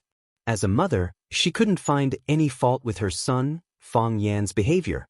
She felt sweet when she saw him every day. She even went to sleep with a smile. Everyone said that the hope of the Fang family was in Fang Yan. She didn't have any opinion on this. They said that Fang Yan was the hope of the Fang family. Wasn't it a disguised praise for the excellence of their own son? He is not a child anymore. Can he go out to hunt rabbits and birds like before? The marriage with the Yi family is still far away. Who knows what the Yi family thinks? But in a few days, I have to go to the Yi family to find Wenruru's mother. It will be good if she succeeds. I will send them a pot of tea." Lu Wan said. Lu Wan made a pot of the best sparrow tongue and sent it to the backyard. As expected, Fang Yan was playing chess with the old man in Fang Hui's cottage. Fang Hui made a wrong move and was clamoring to take it back. Fang Yan pressed on the chessboard and disagreed, saying that one should not regret a move. The old man and the young man were arguing fiercely. Lu Wan put down the teapot and persuaded, "Fang Yan, let your grandpa, let?" Who asked him to give way. Fang Hui said with his eyes wide open, "I'm just getting old and my eyesight isn't good. I accidentally put the stone in the wrong place. He just needs me to put it back. What are you giving in for?" Lu Wan knew Grandmaster Fang's temper. He was stubborn and old-fashioned. Sometimes he was like an old urchin. Hearing that he was unwilling to admit that Fang Yan gave way, Lu Wan echoed, "That's right. The stone was so small and the line was so thin. Who said he could see it clearly? Fang Yan, ask your grandfather to put that chess piece back on the board." Fang Yan poured a cup of sparrow tongue for his grandpa and then poured one for himself. He drank it all in one gulp and said, He can't see it clearly? He could clearly count the number of feathers on the Vajra eagle's body. This game of chess is waiting for the opponent's carelessness. If he makes a mistake, he will take back his move. How can I beat him? I said it wasn't carelessness. My eyesight was bad and I couldn't see it clearly. Don't regret a move. Do you have any chess skills? I'm your grandpa. You said I have no chess skills. Do you have any moral character? Lu Wan shook her head and walked out of the cottage alone. She knew that the old man rarely talked. He would only be particularly happy when his grandson came back. Fang Yan also understood the old man's feelings. He took advantage of the few days he was at home to stay by the old man's side. The grandfather-grandson pair had a close relationship. Lu Wan thought of her husband again. He and her son were the two people she cared about the most. Her husband had been busy with the art exhibition in Yanjing recently. It was the field he had put all his effort into after he gave up martial arts. He always wanted to prove himself. No matter what, this was the most likely chance for him to succeed. Lu Wan thought for a while and dialed her husband's number. No one answered the phone. Lu Wan then dialed Wang Dong's number. No one answered the phone. Lu Wan felt more uneasy. She hurriedly dialed the number of the person in charge of the Linlang Guild Hall. Lu Wan explained the purpose of her call. The person in charge told her politely that Mr. Fang had left for an hour. He probably hadn't reached home because the road was not smooth. He hoped that Lu Wan wouldn't worry. Lu Wan was very worried. She hung up the phone and ran to the backyard. She looked at Fang Yan who was playing chess and said, "Fang Yan, your father hasn't come back yet?" Fang Yan held a stone in his hand and said, "Did you call him?" "I couldn't get through." Lu Wan said. "I'm very worried." Fang Yan put down the stone, walked over and put his arm around his mother's shoulder. He said with a smile, "My father is an adult, and Uncle Wang Dong is with him. Don't worry, nothing will happen. If you are worried, I can drive to find him." "Go and pick him up," Lu Wan said firmly. "Whatever you say, it goes. I'll go and pick him up now." Fang Yan said with a smile. "You play this game with my grandfather for me. Don't let him go." Fang Yan patted Lu Wan's shoulder, pushed the door and went out. Lu Wan sat where Fang Yan had just sat. She held a stone in her hand but couldn't put it down for a long time. She looked restless. Clatter. Fang Hui reached out to mess up the game in front of him. He looked at Lu Wan and said, "That guy is afraid that you will worry, so he wants you to play chess with me to distract yourself. Since you can't be distracted, go and do what you should do. It's not shameful to worry about your man." Lu Wan stood up and walked outside quickly. Fang Yan pretended to be calm in front of Lu Wan. But after he came out, his expression became serious and anxious. He took out his phone from his pocket and dialed his father Fang Yixing's number. No one answered. He dialed Wang Dong's number again, but no one answered. He immediately dialed another number that he remembered in his mind, but no one answered. Fang Yan's heart was beating very fast. He ran into the garage and drove the Hongqi car towards Yanjing City. Fang Yan drove with one hand and dialed Fang Yixing's number with the other. No one answered. No one answered. Still no one answered. Fang Yan became more worried. He threw his phone aside and started to concentrate on driving and thinking. What had happened? Who was it? They failed to use poison in Swallow Dock, so they chose to do it in Yanjing City? Or were they on the way back? It was very possible that they did it on the way home. They were far away from the eye-catching places in Yanjing City and the holy land of Swallow Dock. If they were clean, they could cover up after killing the people. No one would be able to find any traces of them. Swallow Dock was a glorious place, but it was also a place that was destined to be forgotten by the world. In order to prevent people from looking at it, there wasn't even a proper road. The road to Yanjing was rugged. After being covered by ice and snow, it became as smooth as a mirror. Driving on this road, one had to be careful of the protruding rocks that would burst the tires, and also be careful of the mud that would sink the tires. One had to be careful of the car sliding on the ice and into the deep ditches on both sides. This was a dangerous journey. If one's driving skills weren't good enough, he wouldn't be able to drive on this road. Fang Yan drove the car as fast as he could. Those deep ditches and rocks were thrown to one side. His sharp eyes scanned the front and his ears twitched slightly. He took in all the movements in his surroundings. His head leaned forward slightly, which showed his impatience. He hoped to reach Yanjing City as soon as possible or pick up his father as soon as possible. Nothing must go wrong, nothing must go wrong, nothing must go wrong, Fang Yan muttered in his heart. Boom! The body of the Hongqi car sank, and the hard road quickly collapsed. This was a trap. The enemy had hollowed out the bottom of the road, leaving only a thin layer of road on top, which was covered with ice and snow. When Fang Yan's Hongqi car rolled over, the layer of soil and ice was immediately crushed. When Fang Yan felt the car sinking, he already knew something was wrong. He didn't fasten the seatbelt when he got in the car, which made it easier for him to escape. He pushed the door open, his right foot tapped on the chassis of the car, and his body jumped high. Clang! The Hongqi car fell into the deep pit with a loud noise. This was the only antique car that Fang Hui had in his life, and Fang Yan's favorite car was finally destroyed. Whoosh! A crisp sound came through the air. A giant net appeared above his head. The net was colorless and blended with the color of the sky. If it wasn't for the slight sound, it would have been hard to notice it. Moreover, the net wasn't cast by human hands, but was shot out by high-tech equipment. There was a pit below and a net above. Whether Fang Yan continued to fly up or quickly fell down, the result would be captured by them. Moreover, the area of the net was very wide. Whether it was to the left or to the right, Fang Yan was always within its coverage for a limited period of time. These people had calculated all the ways that Fang Yan could retaliate and were thinking of ways to capture him. Whoosh! The thin silk that looked like a fish net covered Fang Yan's head, forcing him to land on the ground. From the deep ditches on both sides of the road, countless people in black jumped out and surrounded the place where Fang Yan was about to land.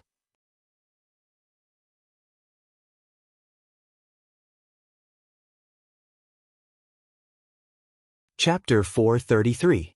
The threads of the net were extremely sticky. It would be very difficult to escape. The top of Fang Yan's head was covered by a giant net, and his feet were the pits they had set up. It was extremely dangerous to go up or down. The front, back, left, and right paths were all difficult for him to quickly escape the encirclement. Countless men in black were rushing in this direction. Only death awaited Fang Yan. This was the most dangerous moment for Fang Yan. The more dangerous it was, the more he had to stay calm. Because any moment of carelessness could cost him his life. The heart of Tai Chi spun rapidly, and the Tai Chi domain fully unfolded. The entire world suddenly became quiet. The wind stopped blowing, the snow stopped falling, and those people stopped moving. The originally transparent net turned into red lines, which were clearly visible in Fang Yan's mind. The densely packed horizontal and vertical lines intersected, extending infinitely outwards. It seemed that there was no boundary. Flames flickered on the red lines. It turned out to be an electric net. When it completely enveloped Fang Yan's body, the electricity that erupted in an instant could stun or even kill him. The Tai Chi domain was a divine domain. Mountains, rivers, cattle, sheep, people, and even flowers and grass were all under the control of gods. In the Tai Chi domain, Fang Yan was the true king, a god. He was faster than the net, and his killing moves were fiercer and fiercer than those of the men in black. Fang Yan raised his speed to the limit and pounced on the group of men in black like a tiger pouncing on sheep. Whoosh! He grabbed the neck of a man in black, who was still in a charging posture. He could see the shock and disbelief on the man's face. The man in black didn't understand. There was clearly some distance between them, and he had already calculated the time to make contact. Why did he grab his neck in an instant? Fang Yan directly twisted his neck. When the man in black lost gravity and slowly collapsed to the ground, Fang Yan had already rushed to the second, third, and even more men in black. Crack, crack, crack. The sound of beans exploding rang out incessantly. The sounds merged together to form a single sound. If someone's eyes could keep up with Fang Yan's speed, then they would be surprised to see this extremely strange scene. A group of black-clothed men stood still in various charging positions, and Fang Yan was like the Grim Reaper harvesting lives in front of them. Every time there was a crisp sound, a life was lost. The sound stopped, and Fang Yan's figure disappeared. Pitter-patter, the men in black fell one after another. Shwa, the electric net that gave off the feeling of falling rapidly descended slowly, covering the man in black lying on the ground. Then, it let out a crackling sound. Bang bang bang, the men in black who had fallen to the ground were struck by a strong electric current. Even though they were no longer breathing, their bodies were still bounced up and down by the electric current, as if they were performing a zombie dance. Kacha kacha kacha. Their falling or bouncing bodies triggered the installed mechanisms on the ground. One by one, the mechanical feet bounced open, making a painful sound. Fang Yan stood outside the net. The prey had become the hunter now, and he coldly watched everything that was happening in front of him. Those people, they deserved to die. A middle-aged man in blue walked out. He was not tall, but he had a clear temperament. His temples were slightly protruding, and he seemed to have a reserved aura. He did not even look at his companions in black in the deep pit, but only looked at Fang Yan with a burning gaze. He said, "I know those people can't stop you.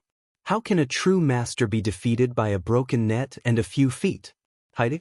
Sometimes, technology is also very powerless. What you just showed, was it the legendary heart of Tai Chi? The feeling of stopping time, it's really enviable." Fang Yan did not respond to the man in blue's question. Instead, he took the initiative to rush toward him. He had lost contact with his father, and every second he wasted was a second of time to save him.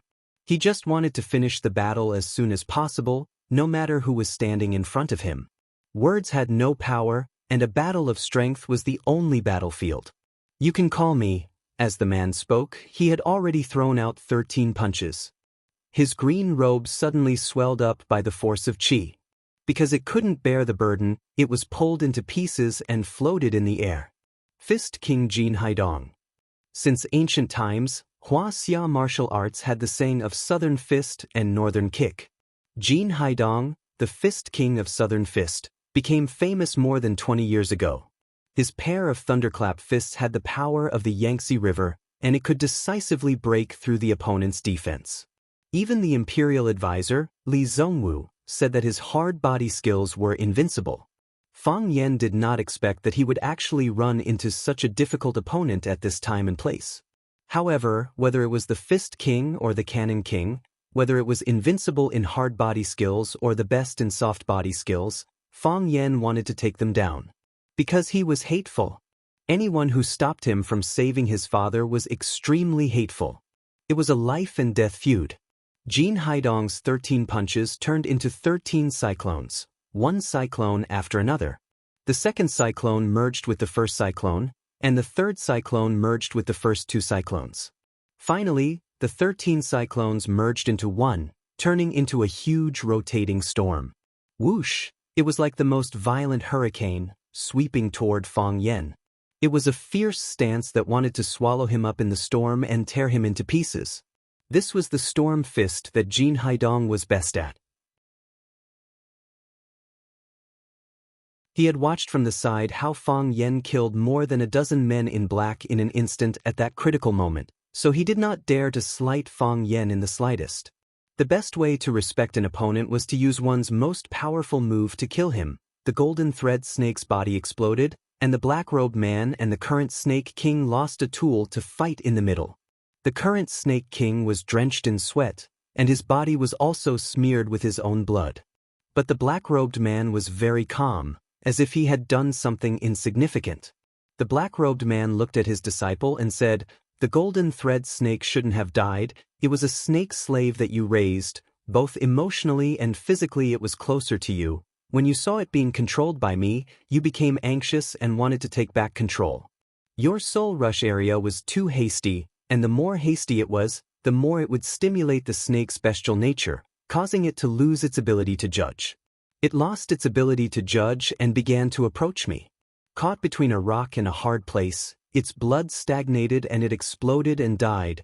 The current Snake King was ashamed and said, 'Thank you, Shifu, your disciple has learned much. That's already very good,' the black-robed man chuckled. I left without saying goodbye. You were still young at the time. After all these years of bitter training and living with hundreds of insects, it's already very good that you could achieve such results. You are talented and lonely. This was the key to your success. Thank you, Shifu." The black-robed man waved his hand and said, "I am your Shifu, and also your opponent. With the golden thread snake dead, there is no longer anything between us." "What a pity." "Shifu," the current Snake King called out. The black-robed man's black robe silently fluttered and drifted towards the current Snake King. Every time he shook his black robe, wisps of white smoke drifted out of it. The white smoke moved with the wind, enveloping the current Snake King. Wandering powder. No matter if it was a venomous snake or a ferocious beast, they would die upon contact. Humans would not be spared either. Snake breeders would have countless strange poisons on their bodies. The current Snake King didn't dare to be careless. His small body turned into a sharp arrow, avoiding the white smoke's range of attack, then leapt up and attacked the black-robed man's upper body. The black-robed man's black robe instantly spread out and covered the current Snake King's body. And so, the two snake apostles disappeared into the black robe. The black robe's shape was constantly changing, sometimes round, sometimes square, sometimes vertical, sometimes jumping. Bam! A figure was thrown out from the black robe, screaming and rolling on the ground. The current Snake King's body was drenched in blood. His head and face were covered in reddish-brown ants. The current Snake King desperately swatted at those ants, but the ants' grip was extremely strong, and their teeth were hooked, each bite deeply piercing into flesh. The current Snake King could only reach out and grab those ants from his face one by one, squeezing them until they exploded. Every time he grabbed an ant, it was the same as ripping off a piece of flesh from his face. When he was done, there wasn't much skin left on his face. A large amount of skin was torn off, and blood began to flow from the missing parts. The current Snake King's entire face was covered in blood, his flesh becoming indistinct. The black robe unfurled, revealing the black-robed man's ugly face once again. He looked at his disciple lying in the snow with pity in his eyes, saying, "You should have died already, but I couldn't do it. Is it because of that man's influence?" He looked into the distance, where Fang Yixing's body was lying motionlessly, covered by the wind and snow. Home is family, and having someone waiting for you is home. That man had said this before. He had wandered around his entire life, and everyone avoided him like they were snakes or scorpions. However, there was a time in the depths of his memory where there were two thin black shadows waiting for him at the entrance of his courtyard every time he returned. Perhaps that was his family? That feeling of being waited for, was that the feeling of happiness? The feeling of being alive? It was precisely because they had experienced such happiness that both Fang Yixing and Wang Dong were brave and fearless, even willing to fight with their lives. This was because they cared too much about their lives and the opportunity to live, so they weren't afraid of death. Because they didn't want to die, they weren't afraid of death. It was very contradictory, but at this moment, the black-robed man felt that he had understood.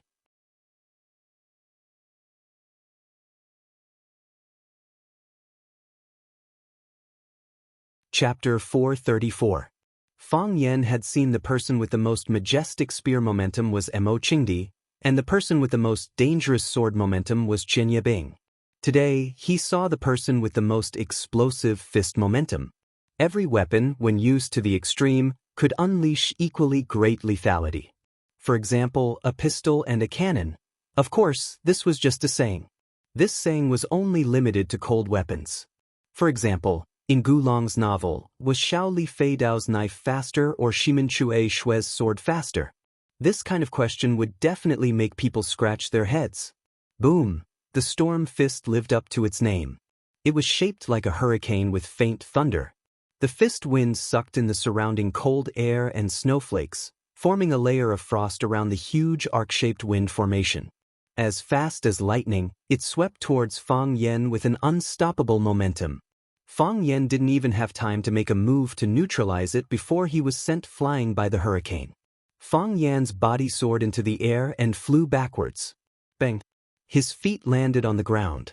The hurricane hadn't completely dissipated, pushing him backwards. Chi, the soles of Fang Yan's leather shoes stepped on the ice and snow, deeply embedded into the road.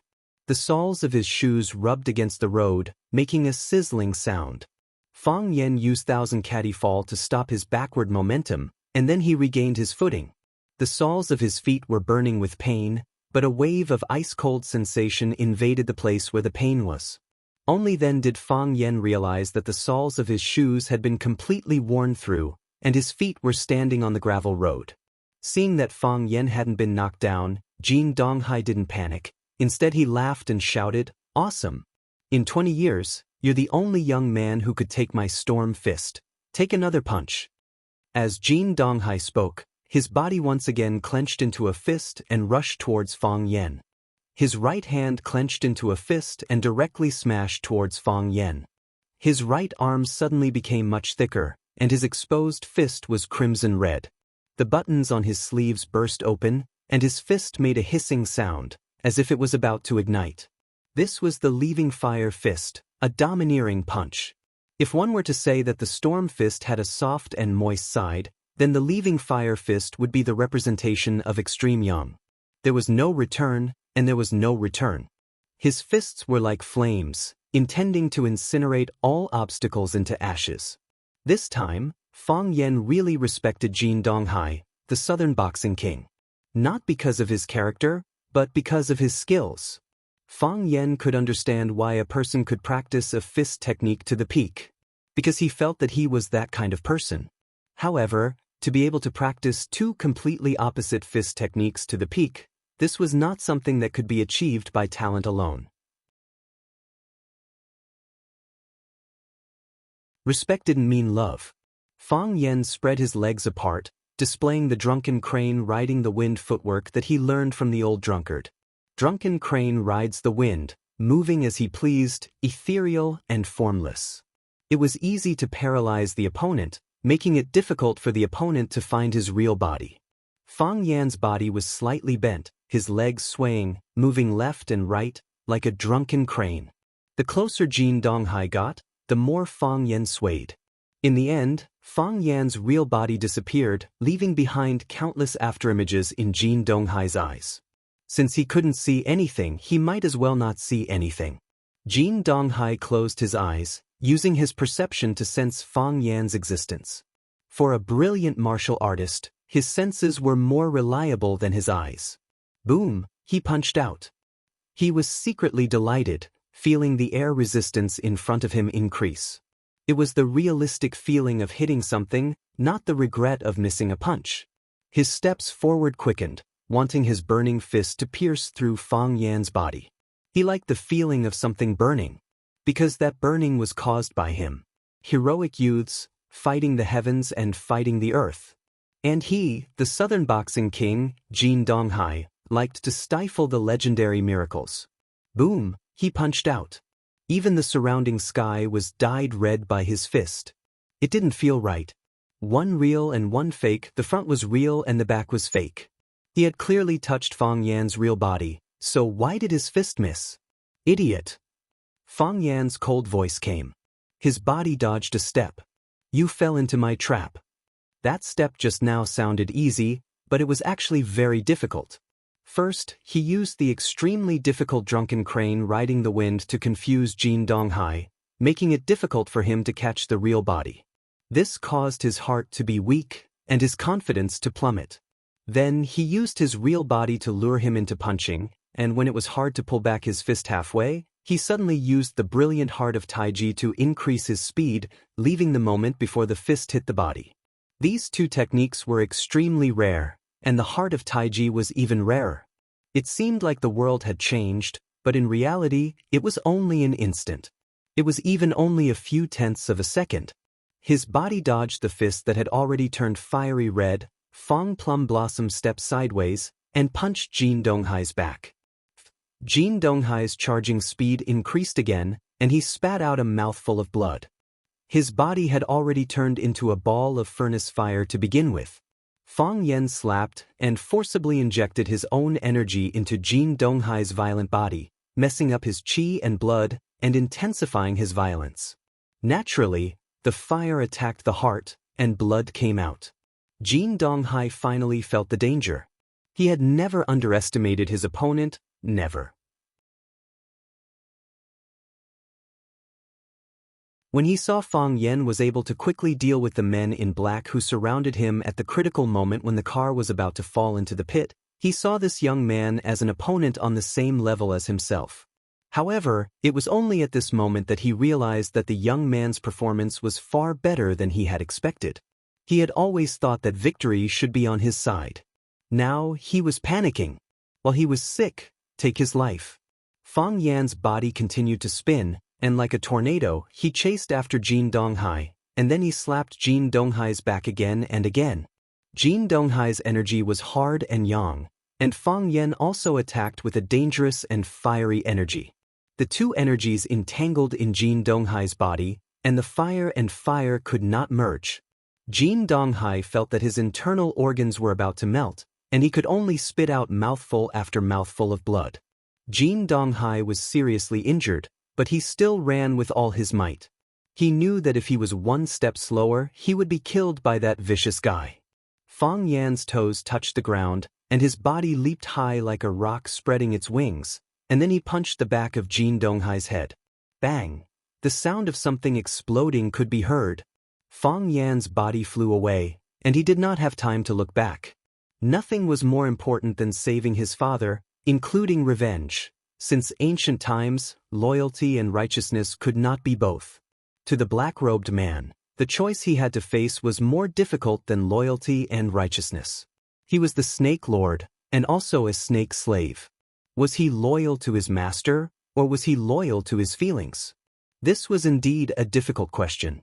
His master was holding on to his snake eye, so if he dared to disobey his master's orders, his master could easily kill him.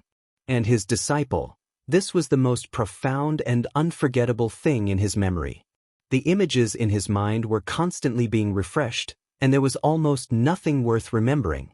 However, the image of those two tiny people waiting for him to return while riding on the door's ill was unforgettable. The black-robed man looked at the current Snake Lord with pity in his eyes and said, "Since you've already prepared yourself, then show me your best side. A Snake Lord should not be merciful at all." The current Snake Lord crawled up from the ground, his face covered in blood. He looked at the black-robed man standing in front of him, then bowed to him and took out a yellowed bamboo flute from his pocket. The bamboo flute let out a long and complicated sound, the strange tone repeated endlessly, making anyone who heard it feel drowsy. Then, something strange happened. The cold wind rose again, and the winter snow rose again. Rustling sounds came from the white snow, and countless animals poked their heads out of the snow. There were rattlesnakes with their tails swaying, scorpions with their entire bodies red, centipedes that seemed to be more than a meter long with countless feet, and countless green toads and star-spotted toads. They moved in groups, advancing with great momentum, and their target was the black-robed man who was standing there alone. 100 poison formation? The black-robed man had a gratified smile on his face and said, "You're even more outstanding than I thought." "Very good, that's my good disciple." The tone of the bamboo flute changed slightly, and the eyes of those awakened poisonous creatures turned blood red, and they began to attack the black-robed man. When the first poisonous snake was about to bite him, the black-robed man resolutely rushed toward the current Snake Lord. Snakes were flung out one after another, poisonous frogs were crushed, and centipedes were crushed one after another. The black-robed man's hands were flying, and some red or black medicinal foam was being sprayed out. His black robe fluttered, and every time it shook, the poisonous creatures that came close would turn around and flee. Then, under the urging of the music, they would charge forward again. One group fell to the ground, and another group would crawl back up and continue to advance. 100 poison formation, living beings do not approach. Once you enter the formation, you will not rest until you die. Whoosh, a strong light shone over. It was a car coming from afar. The car was using high beams, and the light illuminated the battlefield as bright as day. The current Snake Lord who was playing the bamboo flute and retreating, the black-robed man who was running forward, and the ugly creatures on the ground, clang!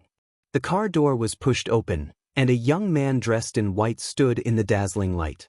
His entire body became tall and handsome, and his eyes shone brightly.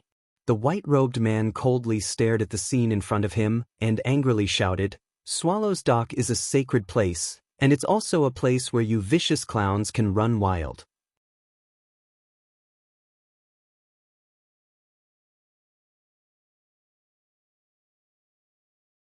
Chapter 435. All ugly people were afraid of mirrors, and all ugly things were afraid of the light. Under the illumination of the light, the red-eyed venomous creatures panicked and had nowhere to hide. Their narrow triangular eyes, their hairy centipede legs, their hair-raising starry spots, and their protruding poisonous scars were all presented to the world. Because of the third party's intervention, both sides who were in the middle of a fierce battle stopped. The current Snake Lord stopped blowing the bamboo flute in his mouth. The sound of the flute dissipated, and the venomous creatures lost control and immediately fled in all directions. The black-robed man also stopped attacking and turned to look at the white-robed man standing next to the carriage. "Who are you?" "By Xiao of Swallow Dock." The white-robed man replied. His voice was proud, and so was his expression. It was as if he was the prince of this snowy land, and the previous two snake lords and the reptiles on the ground were simply unsightly compared to him. The black-robed man pondered for a moment, then looked at Bai Xiao and asked, "You want to stop me?" "I won't stop you." Bai Xiao sneered. "I'm just telling you to get out. Don't tarnish the feng shui of Swallow Dock." The black-robed man laughed aloud, his voice hoarse and unpleasant to the ear. "Are the people of Swallow Dock all so condescending and insufferable?" He knew two people from Swallow Dock. One was Fang Yen, and the other was the man in front of him. Fang Yen was very proud, and his pride was in his bones. Bai Xiao was also very proud, and his pride was displayed directly on his face. In comparison, he preferred Fang Yen. "Because this is Swallow Dock, and because we have the capital." "Do we have the capital? I don't believe it," the black-robed man said. He stuck two fingers into his mouth and blew a shrill whistle-like sound. The sound was faint and intermittent, but it traveled very far through the air. The venomous frogs and snakes that had just been driven away began to gather again, and all kinds of noises mixed together and swarmed over. Their eyes turned blood-red again, and they were even more violent and crazy than when they were under the control of the bamboo flute. Their target was Bai Xiao, and they fearlessly charged towards the brightest spot. Screech, screech, screech, gua, gua, gua, sha, sha, sha. These poisonous beasts were neat and orderly. They lined up in rows and charged at Bai Xiao like soldiers lining up. Insignificant skill. Bai Xiao's handsome face was cold, his brows raised, and his voice was like the roar of a dragon and the roar of a tiger. "A bunch of vile creatures want to enter the hall?" Bai Xiao reached into his robe, and a silvery white light flashed. It was a soft sword tied to a belt. Shwa, blood splattered everywhere. The heads of the snakes, the toads, and the legs of the centipedes were all chopped off. It was as clean as a knife cutting through tofu. Bai Xiao's body was untainted. His clothes were as white as snow, and his sword was like a rainbow. Instead of retreating, he advanced, taking the initiative to charge towards the place where the poisonous creatures were gathered. Bush, bush, bush. Bai Xiao slashed again and again, unleashing 119 strikes in a row. He was like a murderous Azura, a war god from hell. Countless snakes, centipedes, and frogs were chopped into halves by him. Everywhere Bai Xiao passed, there were countless limbs, flesh and blood flying. Behind him, a path paved with blood and severed limbs was carved out. The white snow was melted by the hot blood, and the ground was dyed red. Wherever the light shone, the blood emitted steam and flowed into an even wider area, outlining mountains and rivers, outlining red flowers and red grass, forming a huge and beautiful map. At first, the poisonous creatures desperately attacked Bai Xiao. After Bai Xiao chopped off batch after batch of poisonous creatures like he was chopping chives with a knife, the blood of their companions burned their bodies, and the corpses of their companions stimulated their eyes. The poisonous creatures finally regained consciousness. They understood fear. They understood escape. They no longer approached, and some of the more clever and timid ones even turned around and crawled away. The black-robed man whistled even harder, but the troops he chased away were still defeated. Some of the creatures with low intelligence tried to attack Bai Xiu again, only to be killed by his sword. Even more poisonous creatures were still fleeing, and soon, the black-robed man had no more soldiers to use. Bai Xiu single-handedly cut through the Snake Lord's army of several hundred soldiers, remaining invincible. Bai Xiu sheathed his sword and stood straight, staring at the black-robed man with disdain, saying, "These are the weakest monsters? If that's all there is to it, then I'll have to make you stay. Swallow Dock isn't a place that anyone can come to, no matter what. I have to warn those who come later." The black-robed man stopped whistling and looked at Bai Xiu. "You're not bad. You're as good as Fang Yan. You do have the right to be proud." Bai Xiu frowned, not liking the black-robed man's words, replying, "He and I are not the same kind of person. If you're not the same kind of person, why are you still helping him?" "I'm not helping him. I'm helping Swallow Dock," Bai Xiu replied. "Anyone from Swallow Dock who saw this would either chase you away or stay behind. Swallow Dock is our Swallow Dock. How could we allow a barbarian to sully it?" "Do you know why I'm called the Snake Lord?" Bai Xiu sneered, saying, "Snake Lord, you really know how to flatter yourselves. You're just a monster who spends all day rolling around with a few poisonous snakes and insects, and you still have the nerve to call yourself a king." After a pause, Bai Xiu looked at the black-robed man's withered eye socket that had been dug out, saying, "You're not a Snake Lord, you can only be called a snake slave, right? You're just a monster who kills for others." The black-robed man's expression became ferocious, saying, "Killing is but a matter of nodding one's head to the ground. To humiliate one to this extent, then let's fight to the death." The Snake Lord was indeed a snake slave. But to go from a noble Snake Lord to a slave without freedom and thought was a great humiliation to them.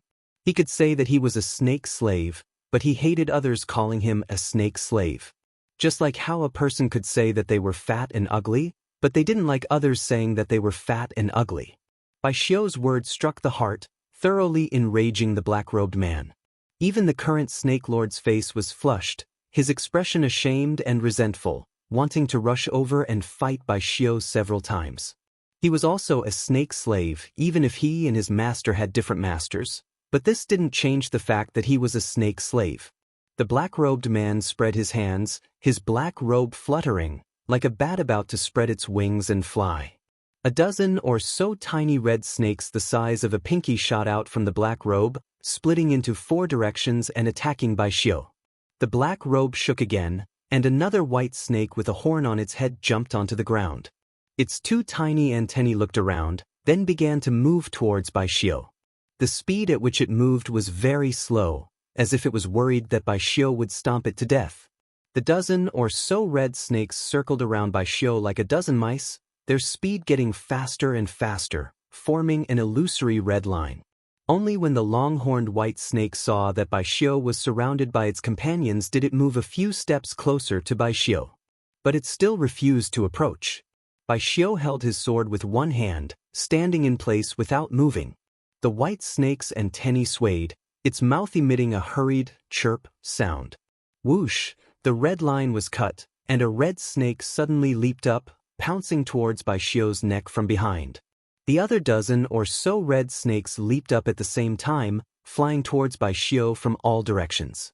Front, back, left, right, head, calf, crotch, every important part of his body was coveted by a red snake. Pooh! The dozen or so venomous snakes spat out red venom at the same time. The venom spread out, forming a giant poisonous web.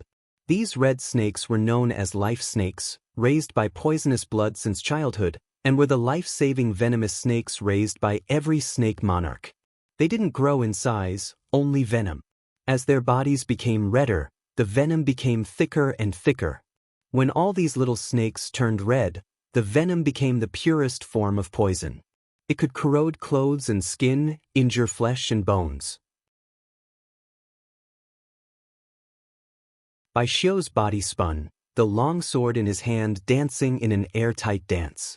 Whoosh whoosh whoosh whoosh, one by one, the red snakes were cut in half, and the bright red venom sprayed out even more wildly.